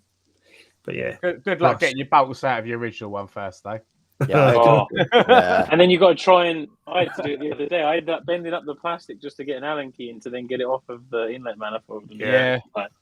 I ended up drilling mine out because there's no way they're coming out. No, once they're gone, they are gone, aren't they? The problem is they sit like, do you know what I mean? Flat. So every time it's open, you can just drop shit in them, and it'll just sit there till they're done. Yeah. And they're only like an ordinary like Phillips screw head on top. Is that right? Oh, don't start me on them VAG bolts with it. Yeah, the fucking PH1. And everyone just gets a gun and goes, oh, that's dead. Yeah, it's dead. I just drilled mine out and replaced them with Allen keys, and it was grand. Yeah. So when I done my catch can, and obviously I didn't take the inlet off when I done that. I had to do what you said, Dom. I've done the Allen keys under that bit because obviously the top two, there was absolutely no way anything was happening to them. So it was the little Allen key through there to remove that, just to get a bit more access. Oh, dude, it's one of those like, this should be an easy job, and then it's like, right, what could possibly go wrong, and then just make a list of possibilities. And it's so weird just to remove a piece of plastic, and it like takes an extra hour for a piece of plastic. It'd be different, like doing the suspension and you break a bolt, it's something physical. Like, no, it's just a piece of plastic. It's just in the way. But I can't. Yeah, you can stop halfway through and think, I'll come back to that. What about those little pipe clips? They're horrendous. I mean, I've put them all back on. You mean the what one uses? They're like the Jubilee. Yeah. So the pipe clips, you have to squeeze them on, and you got to try and fight them off with the right tool. The no problem. Yeah. These are the ones that go on the right pipes. Perfect example with the right tool. Yeah, because some people just put, quite rightly, put Jubilee clips on afterwards, so you can get them on and off. But for like the PCV and stuff, I rebuilt it with all the proper. I forgot what they're called now. It's called a pipe crimp, I think it's called, and it's like a tool you can we can like almost like reverse pliers. So So funny story about that. So I did my PCV on the blue one, fully replaced it, all genuine. Used all them clips again, put it all back together, and the PCV valve that they sent me that was brand new OEM was no good. So I had to take it all back apart, and then I managed to break 2 pipes and clips, trying to get the clips out, and I give up. Yeah, I think that's funny enough. All the PCV system, I thought, do you know what? I'm going to take it all apart. I'm going to clean it all up so it all looks nice under the engine bay. And then I've thought, don't put any pressure on those pipes in the wrong way. They've been sitting like that for 20 years, and if they're not failed, but the issue I have is they could be fine on the outside, no cuts, no splits, but in the inside, they could look like, do you know what I mean? Like the air passes through all the bits of rubber hanging off the inside, and that's what fills everything with crap. I did the rocker cover gasket on the car probably last week or 2 weeks ago. See that? And nice job. But like the same thing, if you use a screwdriver and you're very careful with those clips, you can open them up. And then I had it's a bit like the tool that you use for like cutting the nail. Like I suppose it's a nail cutter, but like a big long handle on it. And if you're very careful, you can re-squeeze them and you reuse them again, even though they're meant to be like one use only or one time only use.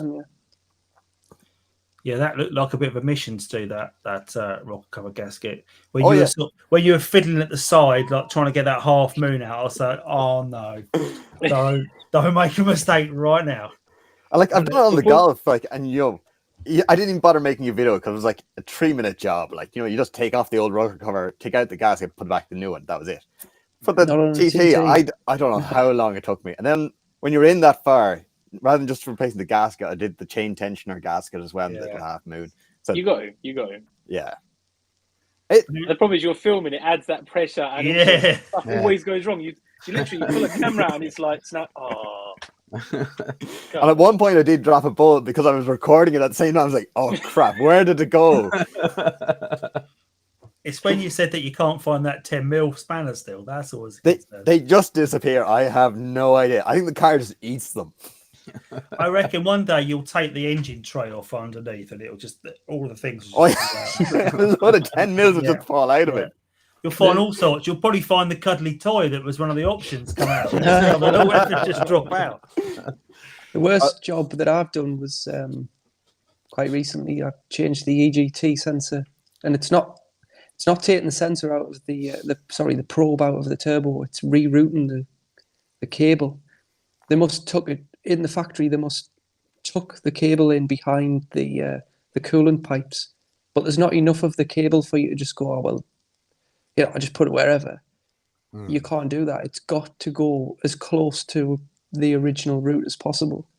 So it bolts underneath the inlet manifold and it drops down and it clips onto the PCV, and then it goes right along the side of the cylinder head and pops out where the tip is and goes into the back of the turbo. So there's not enough cable for you to just drop it around the front of the gearbox. You've got to really get it as close to possible.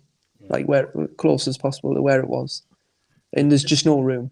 Yeah, that TT anywhere on that car, it's been engineered within an inch of its life to look good, and for someone to go, oh, that's really smart. How have they done that? But it's great until you're the person that's having to correct take it. Yeah. Have you ever done the thermostat? You're like, who designed this? Like, oh, we'll put the thermostat here, and then we'll just put the alternator right in front of it.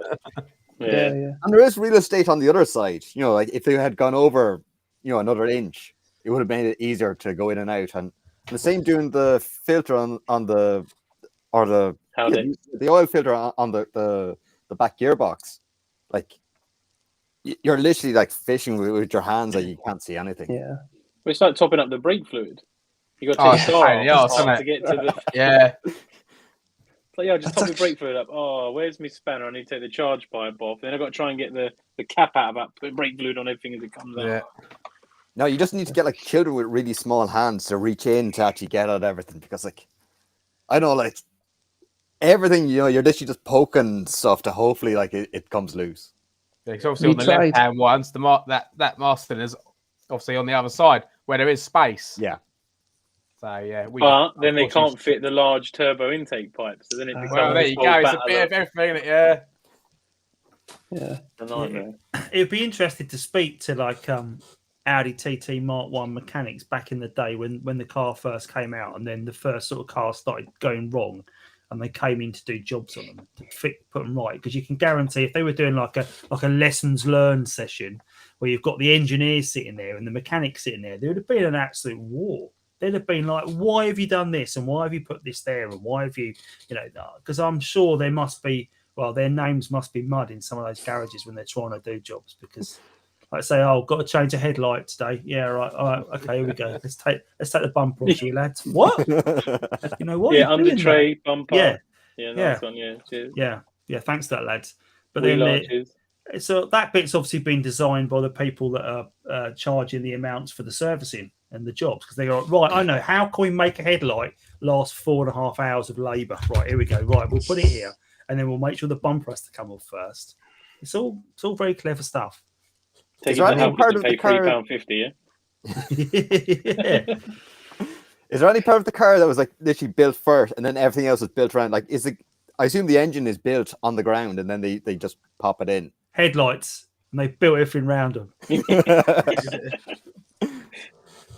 Because I assume like the turbo or something like that is, or like, I don't know, frost plugs. They must be very difficult to remove. Yeah, I don't know what. There's a lot of jobs I'd imagine where you've got to, particularly when you're talking like the DSG and stuff like that. Yeah. If you're talking that, there's a lot of stuff that needs to come out for you to access these things, or loosened, or like engine mounts coming undone, and to even get to bits. I would imagine.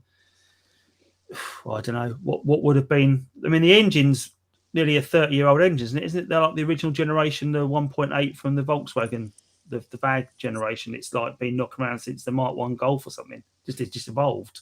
Is that right? Or I made that up? The block. Is that not? Yeah. I don't know. It's the block. I don't think it's the head though. Yeah. No, but the block is. So you've got things that. So you're asking what came first. Well, there you go. When they were building it, they went, right, we'll have that 30-year-old block, and we'll start and build around that. Yeah. And we'll hide the thermostat because no one ever that never breaks. Yeah.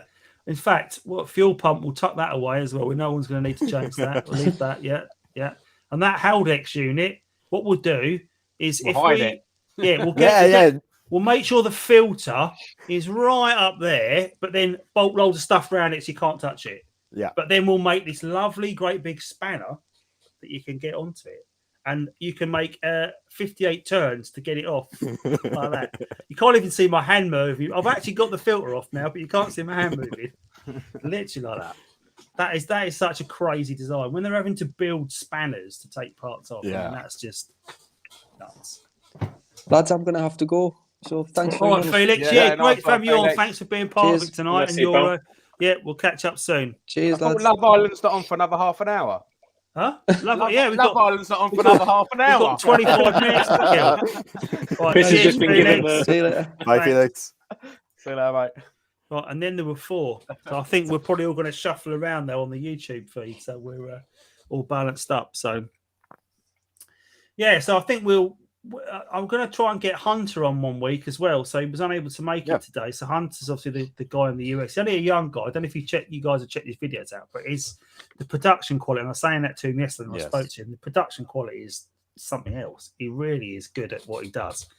And he was worried that he was speaking to me yesterday and looking for thoughts about material and how he can. I don't know why he's asking me, because I'm only like a little tiny channel, but he's not far behind me. But he was asking for tips and tricks on how to keep things current. And I said, I don't know. I'd ask the guys about what he can do for things. So, if guys, you've got any tips for Hunter if he's watching? I've been watching his videos since he first started, and he's just really good. Like his videos are good. Yeah, no secrets. But yeah, I mean, I said to him, just keep doing what you're doing. Really, yeah. I think he's it will grow if your material's good enough. It will grow itself, and it is. And the way the effort he puts into it it comes across really well. So, the one thing go on, yeah. No, go on, mate. You go. The one thing I've seen with the other 3 channels that are here, basically, you need more than one TT. Like you're gonna have to tell him to get another TT. Yeah. He's got an S4 as well, hasn't he? So he's got an S4 and he's got a TT. So he's got 2 Audis, but not the same Audis. Yeah. So. But I think to be fair, logistically in America, it's probably not that easy to get another TT like here. Yeah.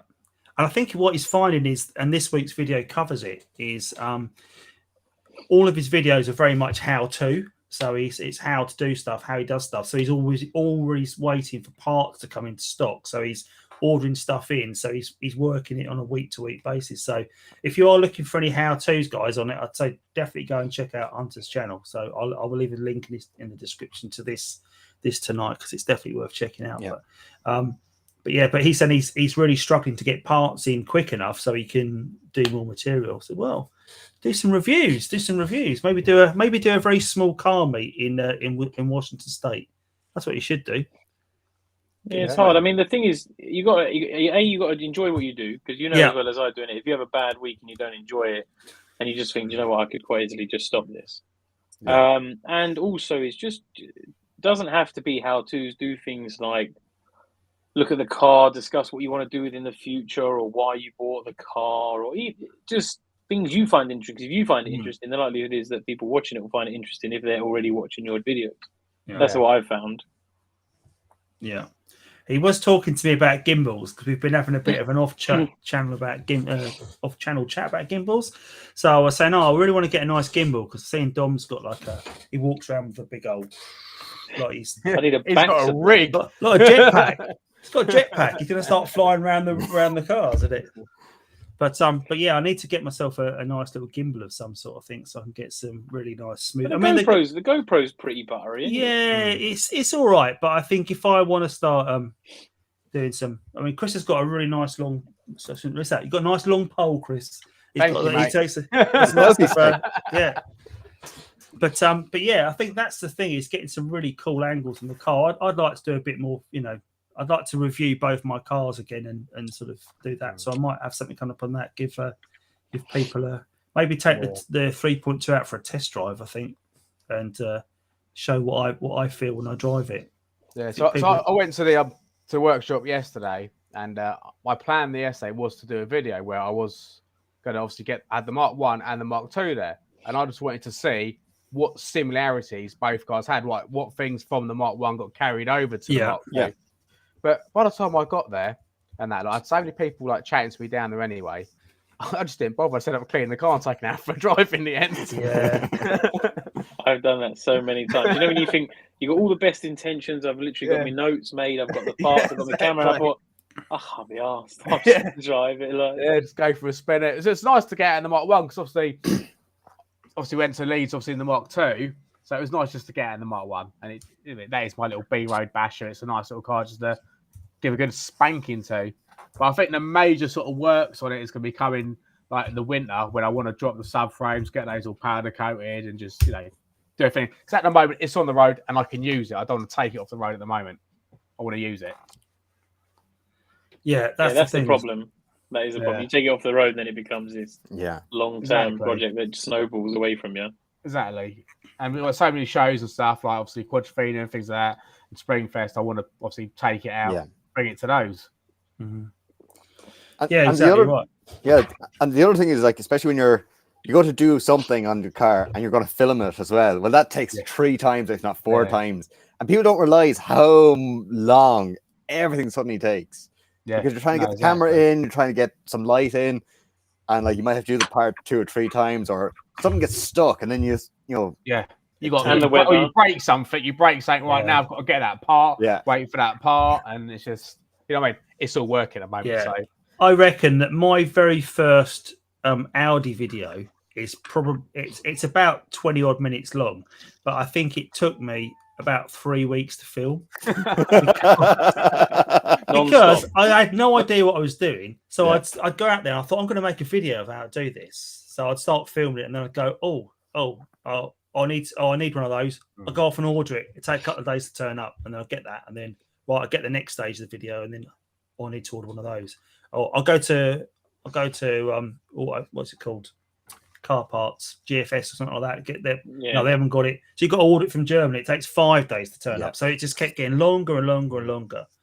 And it's just really frustrating, because you'd expect, if the cars were current, that we could go to any shop and get the bits for it. But it is quite learning as you go was quite an experience, I think, for me to film any job.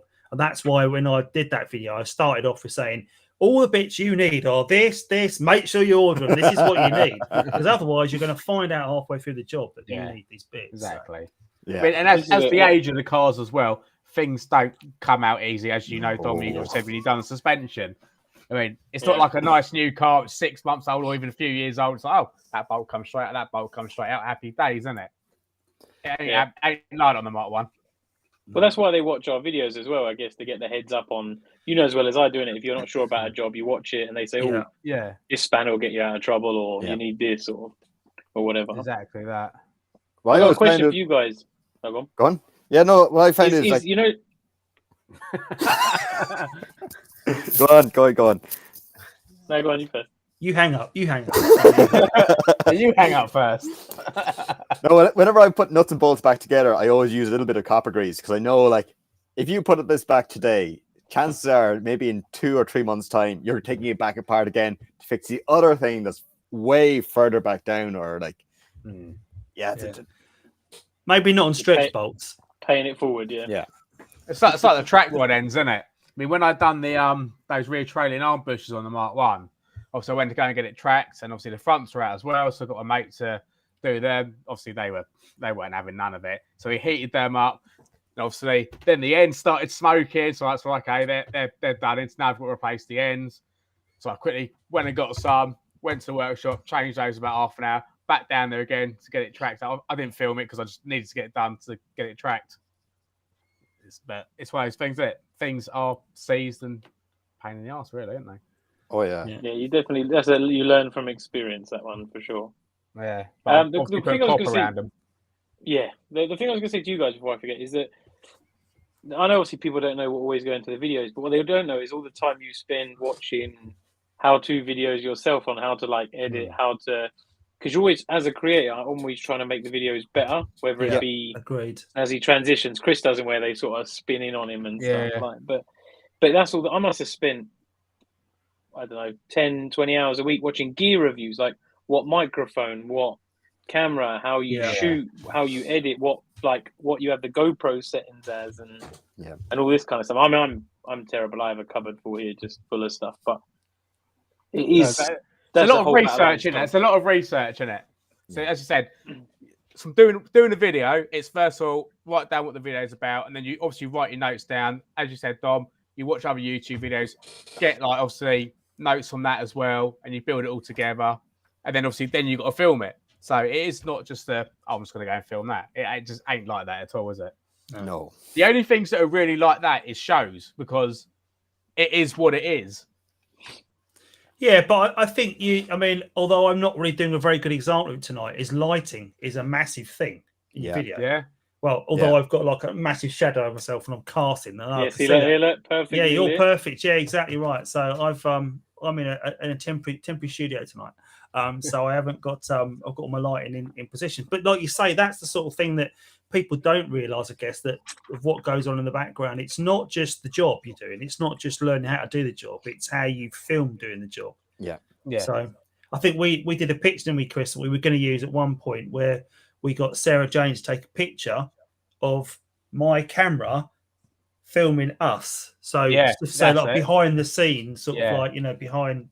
But it was which we've not really used, but we should use that for something. That was that from Simply Audi? It was, when we had in front of that lovely old stone building where everyone kept driving around the back for 5 or 10 minutes and then coming back, and I was a bit like, oh yeah, what are you doing around the back there? And then realised they were taking pictures of their cars. But, people were doing that. It was a nice little scene, that, but we were in the front of it, weren't we, Chris? So we got a good picture of ourselves. A good show, wasn't it? That was. I think that was a really good show. I think that was definitely one to go and see. But you were at another show that day, weren't you, Dom? Yeah, I was at Elsa Car at the races in Doncaster. I think it was you. Ben. Yeah, I met Ben. Yeah. Oh right. Yeah, so you'd already met Ben then prior to our meeting last weekend. Yeah. The problem is that I always did that show. Like we do that show annually as a group. You know what I mean? So that becomes. Although you may want to go, I want to go to Simply Audi more, and I actually booked tickets, and then it clashed, and I was just like, I went in we used to go in the S4s. I used to have the Nagaro Blue S4, and we used to be in the Noggy Club. And Simply. Yeah. You remember where it used to be just lines of all the same colour cars, like. But yeah, and then obviously it clashed with Elsa car change dates, and obviously where COVID happened, everyone was just shoehorning events. And I mean, even this year they're still doing it where there's like 3, 4, 5 shows on the same day, Santa Pod, Silverstone, whatever. Yeah, of course. They're all trying to compete with that new show that's on the scene this year, that Springfest. That seems to be the big one that everyone's talking about. Nice plug. But yeah, it's oversubscribed Springfest, I'd like to add. But it's I heard they're only going to see there's a lot of YouTubers going to it apparently, and they're there's 50% YouTubers, isn't it? Yeah, I think it might be. They're all YouTubers going to watch other YouTubers. But yeah, I think that will be I reckon there'll be an awful lot of films coming out that week. But, drop them all at the same time so you get the most views in the first day. Exactly. Yeah. That's because we all walk around, and film. Do you find it weird walking around at car shows and like talking to the camera or like doing video clips and it's very antisocial, like. I don't know. I think once I start talking, I'm all right. I'm off. Yeah, you know what I mean. Once my head's in it, I'm off. At first, I was like, I don't know. Should I start filming now? Should I not start filming now? I don't know. And then you just whack that camera on, and as soon as you start talking, that's it. You're off, aren't you? Yeah. When we came to Dom's meet, the first one I came to, we had our cameras there, and obviously Dom, you were filming and doing bits, and me and Chris were both a bit like, do you think we should film? Is that, or do you think we were like really? But like now we're just like, get your camera out, off you go, and I think you're literally just like, right, someone fell over. It's like, right, film them. You know what I mean? Exactly. It's but it's one of those things. I think now that I think if you want to get some.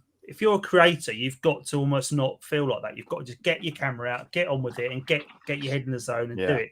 And one thing I feel now, particularly after going Sunday, is when I'm filming it and I'm almost like in my own little bubble. And so for guys, if you ever see me walk around filming, just come and say hello and hit me or do whatever, because I'm not ignoring you guys and walking around. I'm just sort of filming, but I'm always happy to talk. And it's when I look back at the footage and there's lots of people walking around and you can see them in the background and they're like looking and trying to avoid being in the camera, but they're also looking at what you're doing. And then I'll say, I don't remember speaking to that person, but maybe they were trying to catch my eye. And then afterwards I feel really bad because I think, well, I'd happily have come and had a chat. So that's just for you guys that are watching. If you ever see me walking around and I'm looking, get in his way. Yeah. Come and gate crash the party, such. But yeah, definitely come and sell them. Yeah, go on. No, I found the first probably year and a half weird. Even editing, when you're editing yourself talking and you're like, this geezer needs to shut up. But then you do. I guess like you boys, when you hold the camera up, you're looking at the camera and talking to that as if it's one person. Yeah. So it's sort of like a one-to-one conversation. It becomes normal. And it's when I do it all the time. So I'm filming on my driveway, and I'll be doing it, and I'll be talking, and then people will walk past like, who the fuck is he talking to? So I'll have the camera behind one of the cars, and they won't even see the camera. And I'm just talking to myself, and obviously the mic's under my beard, so they don't even see it. And I'm just like, so you're gonna have to remember to use this spanner. And they're like, someone there, and I catch them at the corner of my eye sometimes. I'm sort of smiling, like, use this for it. Yeah. I find that if I had, and like bloopers are a massive thing for me. Yeah. Because if I put together a blooper reel, I'd have double the content I've got for actual footage. Because where I live, I live on a really fast road, really long, straight, fast road, which is quite handy for driving down, but not great when you're filming, because I'll be sitting there and I'll be talking away to the camera. And then I can hear the road noise building, and I'll think, right, I've got to say what I'm saying really quickly, get it fished, and then a car will turn on, and just at that point, and you can hear it on the GoPro. You watch it back, you can hear it approach for about 30 seconds, and then you can hear it disappear for 30 seconds. So you're like, well, there's a minute gone. I have to wait now for it to get. And otherwise, if you watch some of my stuff back, you can hear road noise coming and going at really random times. You think, what's that then? I've got to go between, and then if it's a really busy day, they'd never get the gap. Yeah. And I'm just like, I'm gonna put it in the back garden and film it there now, or shut the garage door. It's very frustrating. Wayne's put in the comment, Chris killed my video time. Yeah. I did, Wayne. So what happened, right?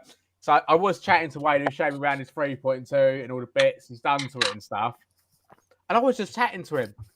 And I think Sarah Jane actually had my camera at the time. I think it might have been, look, you go and film. Because I was chatting. And I was thinking afterwards, like, I didn't film any of that. Because I was just too busy chatting. Yeah. You know what I mean? It does happen. I mean, I chatted to loads of people and didn't film anything. But you know what it's like there. It was quite a busy day, wasn't it, Andy? Yeah. Oh, yeah. That's the thing. I mean, you know, and I say we just literally run out of time. I know that a few of you have mentioned about, oh, you could have done this on my car, or you could have featured my car.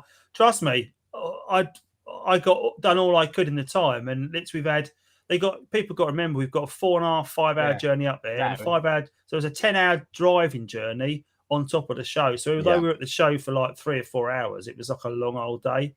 But and the other thing is you're gonna edit the video down to probably around 10, 15, maybe 20 minutes, and like we done half an hour. 34.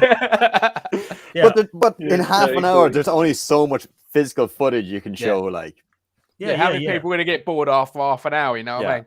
Yeah, well, I don't know. I think people will watch if they know they're in. Well, I hope they would. I mean, I hope they find all the cars interesting. But if you know your car's there, you're going to watch it because you're going to want to try and find your car in it. Or I know I would want to see that. So hopefully, people. What I was thinking about, they maybe had chapters with registration numbers so people can find their car and then watch their bit, and then they can dip out. But I mean, we were walking around and I literally said hello to Wayne and Chris, you were talking to him at the time. I think you were looking through the passenger seat. So I think he didn't realise I was filming for the channel at the time. But my GoPro. If you see me just talking nonsense to my hand, then I'm normally filming for the channel. So definitely. Andy wants you to come up and make faces behind him. Yeah, exactly. Chris, what are you doing? You're conducting an orchestra. No, my GoPro was charging up, and it's just gone. It's just gone a little bit weird. It was just over here charging from. Oh, you're just showing off your long pole again. That's what you're doing. Let me just show my GoPro. Yeah. I feel very inadequate with my little GoPro pole. But, I've got a question for you lads. Yeah. We've been talking about filming and stuff. How many takes do you normally do stuff? Is it a one hit, like that's it, you do it and it's good, or no? Who wants to go first? Sometimes it is first time, but it's all to do with what you're filming. But obviously, if you're doing something when you're fixing something and you fix it first time, then it's filmed first time. If it goes but I mean, sometimes you're like your intros and your, like when you introduce the video about what you're talking about, and sort of can be up to 3. 3. Sometimes only 3. You start talking and you're like, oh, I sound like a knob. Let me do that again. Or you use the wrong word, or you get jumbled up because you've about something else while talking about something else. Like, so I will tend to do if I'm doing like an introduction for TT meets TT, I will first type my words out so I've got it, and then I'll set my laptop up, and then I'll set my webcam up above it, and I will just set it running, and it might be maybe an intro of about 1 minute and 20 seconds of me talking. But it probably takes me 5 minutes to do it because I'll record it and I'll just talk and talk and talk. And if I say the line wrong, I'll be like, oh. And I'll set myself again. I'll do it again.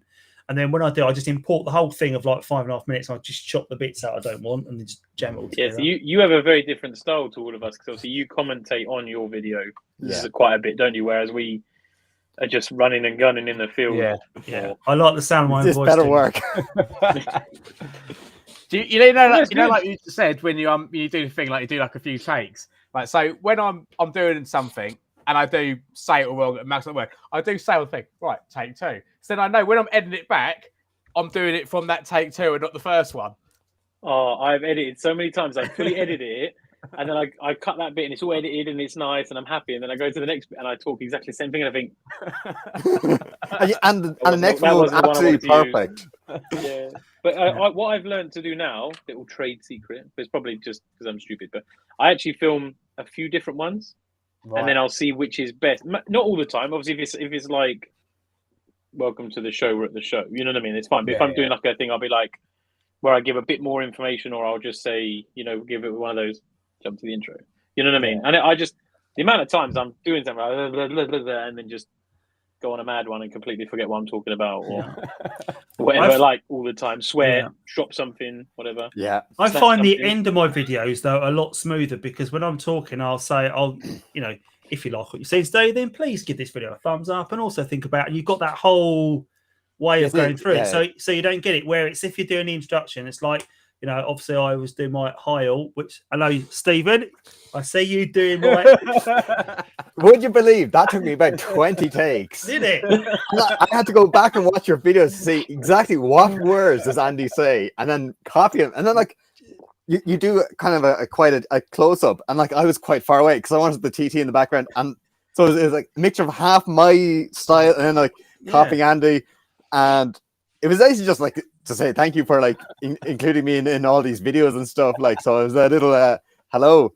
So I did that. Honestly, I said to my wife, right? I said, I put it on. I was like, we had it on the TV in the bed on Saturday morning. I was like, come and watch this. And she said, I said, cheeky sod, he's nicking my introduction. And I realised it was a homage rather than it was actually. I thought, what? Get your own bloody style. At the very end, I did say like, but I don't know about you, but I get SJ to come and look at my video before I upload it. Okay, does that look all right? Or should I change anything? And there's like, she sometimes go, yeah, I'm not too sure. And I'm not bloody changed it anyway. I've spent ages doing that. It's too long for me to record this. Yeah. What do you think? I don't care, but what do you think? What do you think? Yeah. Sometimes I do change things, but other things are like, that'd be so long now to change that. Yeah. And like, I want the video to come out. Like, I can't be arsed changing it anymore. Yeah. Like, but I think it's sometimes quite good to do them quite raw, so then people can sort of like see that things ain't perfect. You stutter some words and stuff like that. You're like, oh yeah. One thing I was one thing I was really conscious of doing that video last weekend at the Motorist was that I wasn't starting off the whole first part of the video, spending like 2 minutes on the first car. And by the time I got to car 86, I was a bit like, yeah, and there's a blue car. Oh, yeah, and there's a silver car. And there's, because you can get into that when you're editing it up, it gets a little bit, yeah. But no, so hopefully everyone got a fair share of the pie last weekend as such. But yeah. Might not have got any one-on-ones, but every car hopefully should be, out of all three of our videos, you're all covered somewhere. Yeah, I reckon. Yeah, it's hard, isn't it? It is hard to please everyone in as much as the fact of spending time on each specific thing. I mean, it's fine. It's 20 cars, easy. You know what I mean? Like, a minute a car, lovely. Yeah. But there was so many, and I mean, there was some real mixed bags of like real nice stock examples to lightly modified to crazy stuff, and in between. And that's why I was just running around looking for mud flaps and cup holders in the end. Oh, mud flaps. Well, there was a lot of those. There was definitely a lot of cup holders. No, I love a cup holder. I ain't got a cup holder. Oh, well, I've got one in my car, Chris. I'll show you. Yeah, and sat nav. If he leaves it open 24. Yeah. Well, when we go to SpringFest, bring a flag. You can put a cup holder. You could put one of your coffees from my wife's coffees in your cup holder, and maybe a nice slice of her cake as well, or one of our hot dogs and hamburgers, or maybe you'd like to also use my portaloo. But yeah. I'll ask you there. How did you all get into making videos? Like, what was the inspiration to say, right, rather than just watching YouTube, I'm going to record myself fixing a car and put it up on YouTube and let the whole world comment and give me thumbs up, thumbs down, and say I'm doing it wrong or whatever. But like, what actually gave you the inspiration, or why did you actually go for it? I was selling a car. It all started from selling a car. Yeah. So I had a little SLK that it had a few issues with it, and we were going to sell it because we didn't use it, hadn't used it for a year. So the missus, I gave it to the missus, so she put it up on Auto Trader, eBay, and stuff like that. And I thought I'd just do a quick walk around video of it and throw it up on YouTube, just so then people can go on the link of that video in the ad. Well, the next day I had 11,000 views on it, and I was like, "Oh, wait a minute, this YouTube stuff's easy, isn't it?" So I then done another couple of videos on it because it had like a factory fitted AMG kit on it, and it was an R170. So like an early one, and I did uprate the supercharger pulley on it. So I did do a few little bits. So I'll film doing that, and people watching that as well. But then obviously, then I got my Audi TT Mark II. I've done quite a few bits to it and never filmed it. And then I just thought to myself, oh, wait a minute. I've got my YouTube channel now. Why don't I start filming what I'm doing again? And yeah, basically from that, really. Yeah. I think that first video gave me the confidence thinking people might watch. Yeah, I mean, for me, as I probably mentioned before, the reason I got into it was because I had an MOT failure on a drive shaft, on the Gator CV boot, sorry. And I didn't want to pay the garage to put it right because I thought the car's only worth a couple of grand, so I'm going to do it myself. So I filmed it because I couldn't find anything really specific to the car that was easy to follow rather than people going, yeah, then you undo this and then this happens and then this happens. I thought, well, I'm a basic beginner. I need to teach myself. So I thought I'd film it and give it some, put it out there, see if anyone's interested in doing it the same way as me, and had some really positive feedback from it. So I thought, well, there's probably a few other jobs I can do. And I've had a YouTube channel for 16 years, so I'm probably quite an early adopter of it. I think one of my first videos was something like I'd been to Wimbledon and I filmed centre court action and got it banned straight away because I was filming stuff for that I shouldn't have been putting out there. But I've got videos that go back, if you want to bore yourself to tears, videos that are not car related, they'll be on there.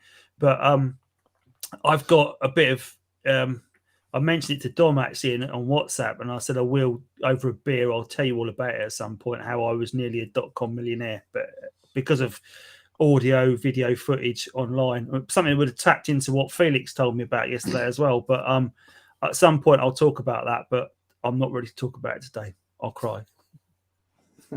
There you go. That's me. What about you, Dom?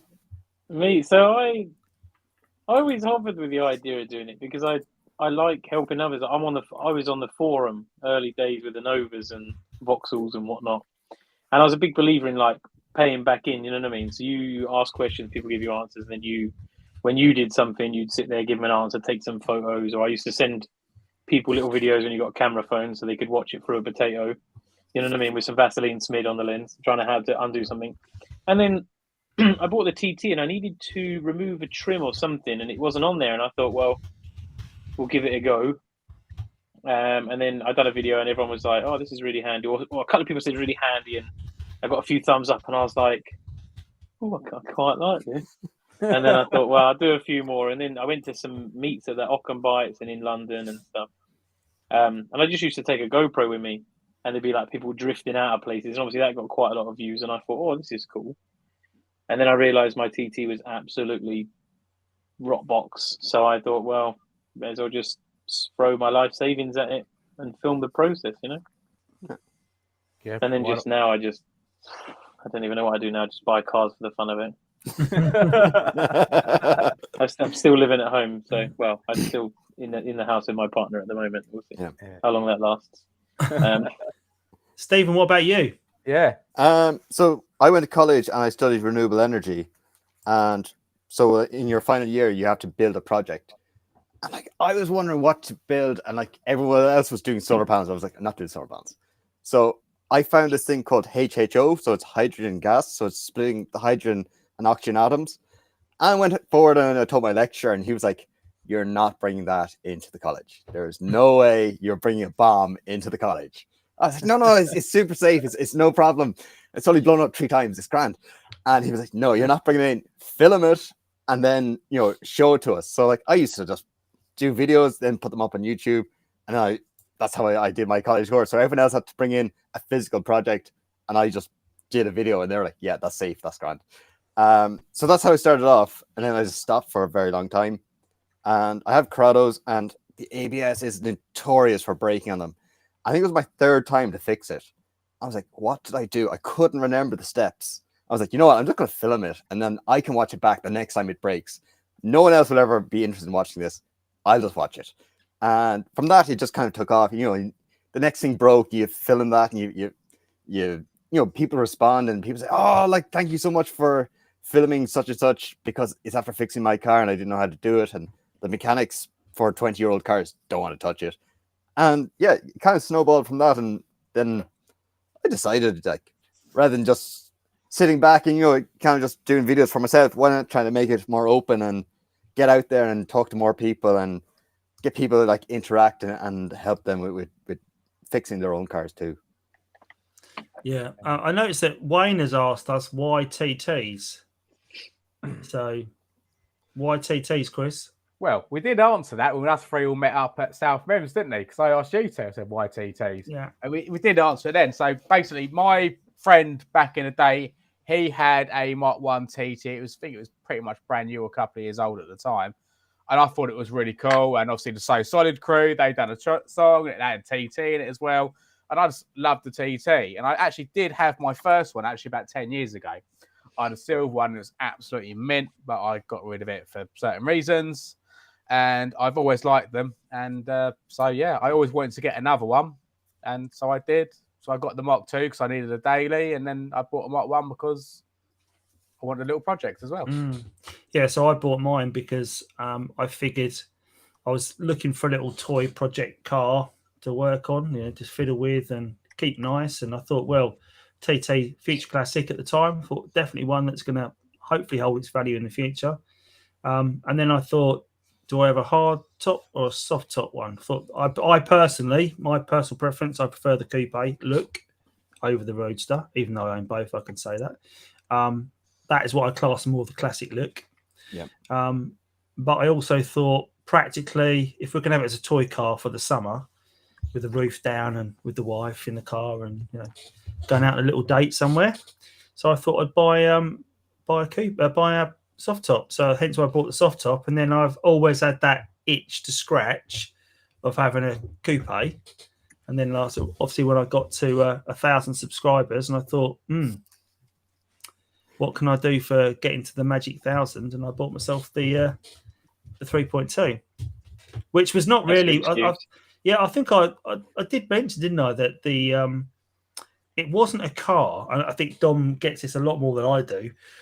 It was a subscriber that said, "I've got a car for sale. Do you want to buy it?" And it was a bit like, "No, not really." But all right, what is it? And then of course it was when he sort of told me, never. Oh no, I thought, yeah, I'll buy it. So then literally drove down to Dorset to have a look at it, because as I mentioned last week, every single TT seems to be in Dorset for some reason. I don't know what, they all come from Dorset. But yeah, I looked at it, bought it, and then that's history, I think. Move on. Yeah. So why TTs for you guys, Dom? So I had a B5S4 in Nagaro blue, and I sold that because it was just becoming too old and too technical, and everything was an engine out, and it just wasn't really feasible. Like you did, let's say, I don't know, 3,000 miles a year, but the engine had to come out twice in that period. It just wasn't worth doing. And the maintenance cost on it was ridiculous because being a twin turbo, everything's expensive, whatever. So I sold that, and I wanted the Nagaro blue still. And I looked at S3s to start with because they're cool and you can get people in the back a little bit more than a TT. Went and looked at a couple and they were crap. And then this TT come up and it was also crap, but it was cheap. So cheap means good, yeah? So you think, it's cheap, it'll be fine. And I literally went and bought there, and I honestly, I looked at it like this. Take my money. I didn't even, it was on a farm, and there was a dog running around with a rabbit in its mouth. It had dirt all up the sides. It had an LPG conversion. No one really knows that. Little secret there for you. So it was an LPG car. It had done 175,000 miles, I think. The two of the tires were bald. It had the wheel bearing gone. So I went for a test drive. I was like, "Oh, what's that noise at the wheel bearing?" And she was like, "Oh yeah, my mechanic checked it a few weeks ago. He said it's all right, but it needs doing." I thought, "All right, fair enough." And it wasn't until I got home. Obviously, I drove home at 40 mile an hour from York, which is 2 hours away, hoping that the wheel wouldn't go past me because it was bad. We had to change the hub because it had actually damaged the hub. But it was just like one of those things. And I look back and I was like, she's done like 3,000 miles on that bearing since it got checked, because there was a piece of paper and they said, check wheel bearing needs replacing. Like a few thousand miles later, it's like, oh, wow. But yeah, then once I'd done a few jobs, I thought, oh, hang on, I'm going to have to like make it new again. And I was saying this to the weekend to a couple of people who just bought TTs. Once you've driven one, you get it. Yeah. Until that point, I don't think you understand unless you liked them when they were cool, like because you saw them in So Solid Crew, or they were like someone you knew had one, and you sort of wanted them when they first come out. Until you drive one, and you get that sort of low down kind of sporty handling, and they're nice place to be. Then you get it. You know what I mean? Yeah. And then it just kind of snowballed from there, really. Mm. No, damn it. Yeah. What about you, Stephen? Stephen? I had Corrados and loved them. Then I went off and got a Passat TDI, and it was the most reliable car ever. And then I got the most unreliable car ever. I think it had 195 or 194,000 miles. It had been a commuter car, so like it's done a huge amount of mileage, but it's all motorway driving, so it's like pretty much driving a straight line for hours and hours and hours. And that's I looked at 2 or 3 different ones. So this one was the BAM, where the other ones were only the 180, and I was like, you may as well just go mad once in your life. You're never going to buy maybe a second TT. Maybe that's the advice I was given. You're only going to buy one TT in your life. That's what Tom thought, wasn't it? Why not go all the way out and buy the big horsepower one? So I had never driven anything over 130 horsepower, so I was like, let's go with the 225. The insurance company wasn't overly enthusiastic about wasn't the same enthusiasm that I had, and they were like, which horsepower is that? I was like, it's the small horsepower. It's not the VR6 one, like, and like trying to play it down, and they're like, it has 220 horsepower according to our notes. I was like, yeah, it's not that much though. Like, it's not 300, like. And that's how I got into it. Literally just a bad financial decision, but I actually got really bored of just driving the Passat, and things were getting old and things were breaking down, and I just saw the car. I sat actually into the car with the previous owner years before I actually ended up buying it, and I actually just loved it. I just thought it was just a cool car. I was like, but it was way out of my price league. I was never going to own it. It didn't matter. And suddenly he had up for sale, and I gave him a lowball offer, and he said, yep, if you come with the cash tomorrow, it's yours. Fabulous. Just had a nice comment there from Wayne in the chat saying he said that we do a fantastic job and we have revolutionised YouTubing. So that might be a little bit over the top, Wayne, but I appreciate that. Thank you. Cheers, Wayne. We all Maybe do the same, but TT community, yeah, exactly. But he said we all did the same but different, which I think is quite active. All friends, and he's not the best at sharing best practice, luckily, in Mark 1 TT community. Yeah, well, I think appreciate that, Wayne. I'm glad you guys out there enjoy what we do, and like I said, we do all different. If the 4 of us were doing something exactly the same, then it'd be quite boring, wouldn't it? I think we should all try and film the same video. You know, yeah, we also have write a script, something or a job or something where we all do it and try and do it exactly. Like one person sets the video, and then everyone tries to like copy, or vice versa. I think that'd be a laugh. Maybe we could do a live, one of these live sessions where we all do the same job on the TT at the same time. So you can the amount of bloopers are going to be in this. Yeah. Oh my god. Yeah. What can we do? See who can take the headlights off first. 8 o'clock at night or whatever. Yeah. No, we definitely have to do something like that. Yeah, we'll have to do we'll definitely have to do a matching video. Yeah. See if we can do that. So it's the same. You're not a bit closer, Stephen. We could get you together and. You'll have to fly me over or something like. Yeah. Oh, yeah. Well, you'll have to. Probably cheaper than the ferry. Yeah. Exactly. Yeah. You could drive over, can't you? Yeah. Bring the car here, and then we'll give it an Audi TT service. So if I go to like any of these like Quattrophenia or anything, do I get like an award for like the furthest travelled? No, because we've got a guy come from Norway. Nice try. You can have a badge for second place if you like. Do your little silver that's badge. not too bad. I'd still be the furthest YouTuber then. Yeah, mate. Yeah, absolutely right. Yeah, I think we'll have. So definitely at Springfest there will be at least 4 YouTubers there. So, and if anyone else starts a YouTube channel on here in the meantime, there could be more. so we'll see. Ben's doing YouTube videos. Yeah, I say yeah. So yeah. I'll say Bryn's down to come, but I say I don't know if he's confirmed yet, but hopefully I'll give him a there poke. as well. Yeah, so hopefully there'll be 5 with Ben as well, and we all film the same thing. Yeah, we can all film the same 30 cars. It'd be quite a quick video. You could start at different ends, like. Yeah, exactly right. Yeah, depending on how many people we've got coming in the space, I think I might put at least one of mine in the garage, get it out of the way. Yeah, I might only bring one if there's. People don't want to see my cars. They've seen my cars. They've seen my cars all week long. They could. Dom could bring his flotilla of cars along. Which one he wants to bring? Yeah, well, it's because at the moment it's going to be whoever's got fuel and I trust to do the journey. Yeah, that's the thing, isn't it? It's I'll be quite interested to see what fuel prices are by the end of July. I hope they come down a bit. Wow. So What are you paying at the moment? Too much. £2. Do you know? I paid when I filled up on Sunday on the way back. Literally, when I got back to Ruton, I paid £2.12.9.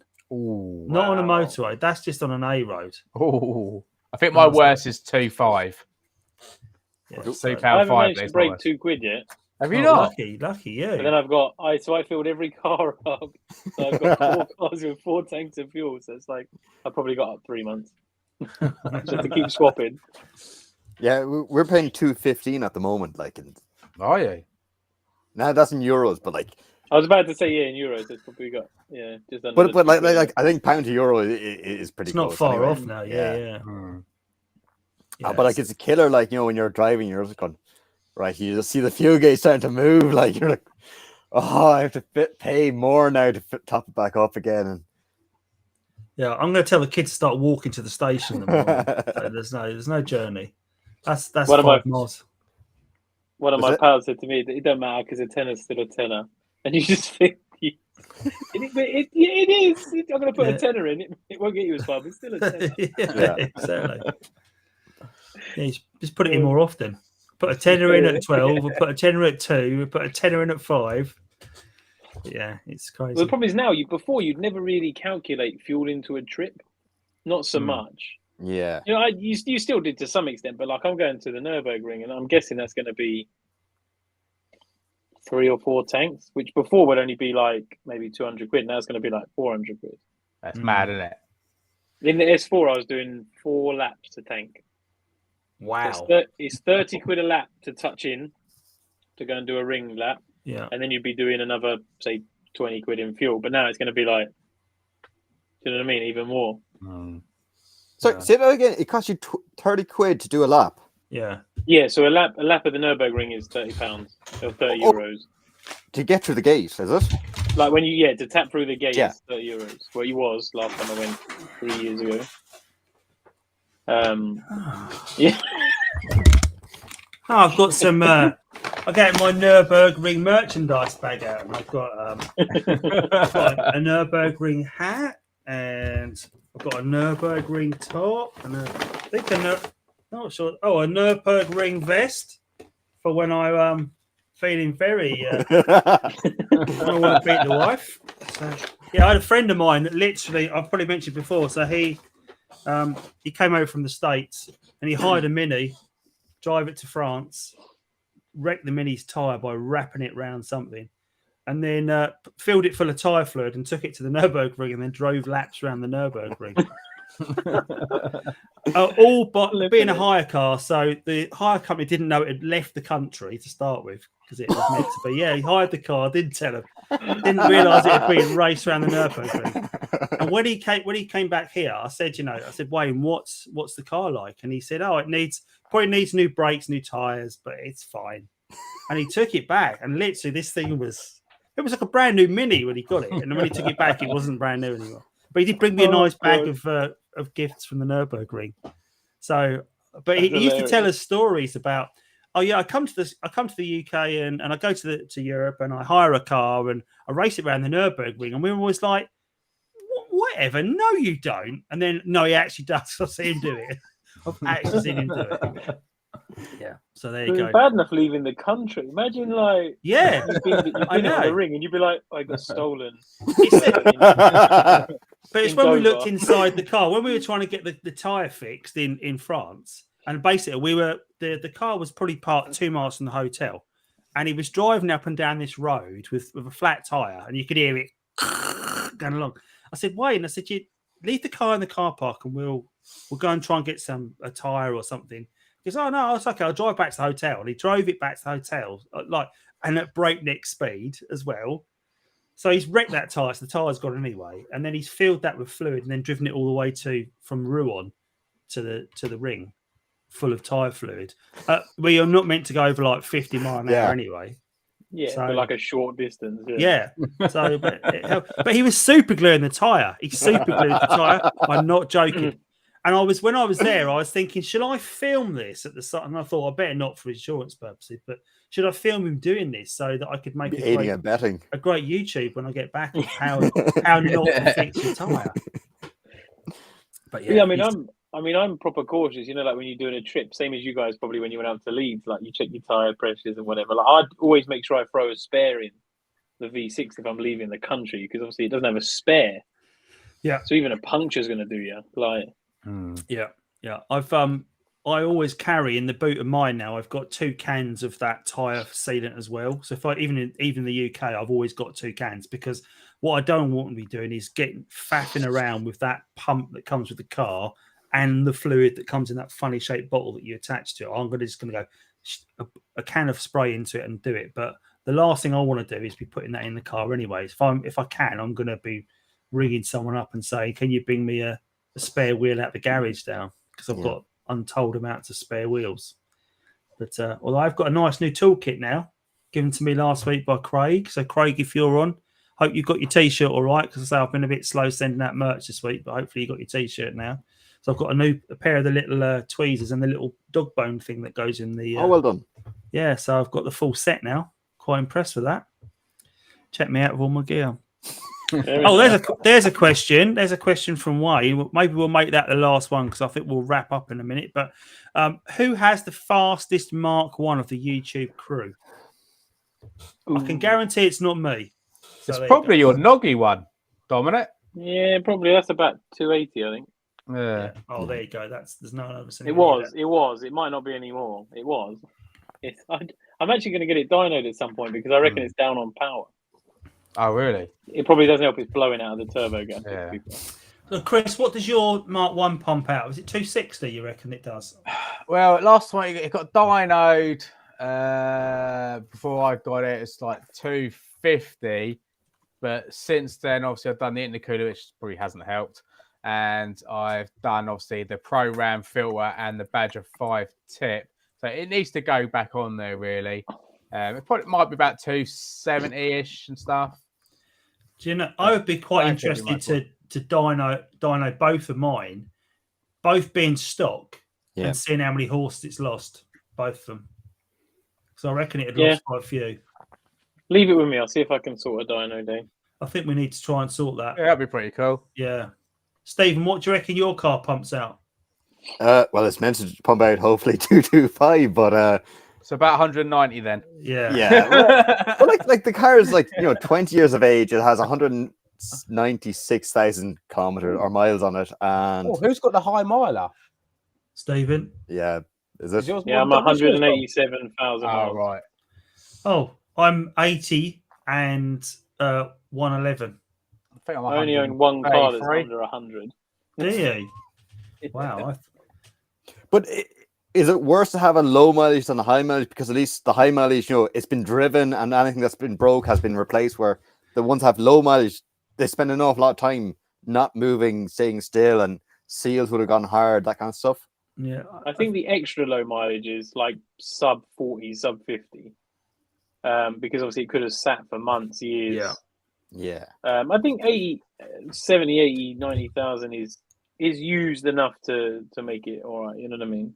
But yeah, like it all depends on where it's been used. Like the Noggy, it's 187, but it looks like it's done 100. If you took it upside down, you'd be like, okay. But the convertible, that's done 120, the red one's done 85, and it still looks a bit rough underneath. It's only done 85,000, so it all depends on where it's done the mileage, I think. Yeah, what's your Mark 2 done, Chris? I think it's 121.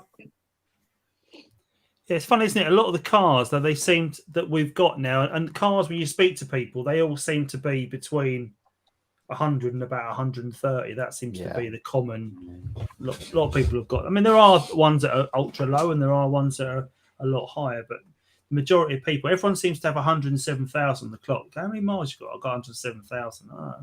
Who's got the most owners? Have you ever looked at how many owners your car's had? No. Oh God. I think my red one. My red one. I haven't told you about my red one, have I? But my blue one's got 9. My blue one's had 9. I think I have 5. Mark 1's got number of former keepers 6. Okay. The silver one's 10. I think the Nagaro's 11 and the red one's 5. It's like a village bike or something. Yeah. So I had an M3. I think I've still got the logbook in the loft, and that had 20. Blimey. It's like you think they just stopped putting the number on there after a while. Yeah. So everyone bought it, something broke, and they went, "How much?" Right, that's going up for sale. You know what I mean? It's just like, or I've had an M3 convertible. Take a photo with it. Right, sale. Yeah. I think Ben makes a good point there about the mileage as well, because he said he had a few issues that relate to it being a summer car, and it did its mileage in the early years. So that's the thing, is a car. You know, we could have a car now that's got, you think, got average mileage for the years, but it could have done 100,000 of those in its first 4 or 5 years of life, and it's sat around for years. So things could. It's very hard. You need, while you want those mileage on the car, you want it to be consistent over the years, so it's definitely had use. If a car's been sitting for 4 or 5 years, you're gonna. Well, I would imagine you're gonna have a lot of. I mean, that's it. The cars, people buy the cars, they do a load of miles in the first 3 years because under warranty, and then a lot of people, it becomes a second car, doesn't it? Like they've lost their money. So they're cheaper, and then they're like, "Oh, I'll buy one of them," and then it only does 3,000, 4,000, 5,000. Because if you look, I love looking through MOT history because it's like, and then it just sort of gradually goes up and down. Yeah, absolutely. Do you all daily the TTs, or do you have second cars? Second cars. Fifth cars. Yeah. So the TTs are my daily, but I didn't really count because I don't really commute for work. So it's just Because I daily mine, and I don't have anything else to drive. Like, brave guy. Mine are dailies. Well, the blue one's definitely a daily now because it's only used on small journeys. But although Leeds might be different, if I was going to go any sort of distance in the car, I wouldn't take it. I'd want some comfort. I'd take them on Deo, stick stuff in the back. And we did have 2 other cars, but we've got rid of one. But we've got a learner car. We've got a Fiesta as well as a learner car for my daughter. So it's that tends to get used more as a daily because it's on the drive, and it's like just take the Fiesta because it's it costs like nothing to run it, and it's plus you're precious, aren't you? Like if you're going to go somewhere like Tesco's, someone's going to bang the door. You're like, exactly right. Although it had saying that my Fiesta, my daughter's Fiesta, it's got no damage to it. It's all great.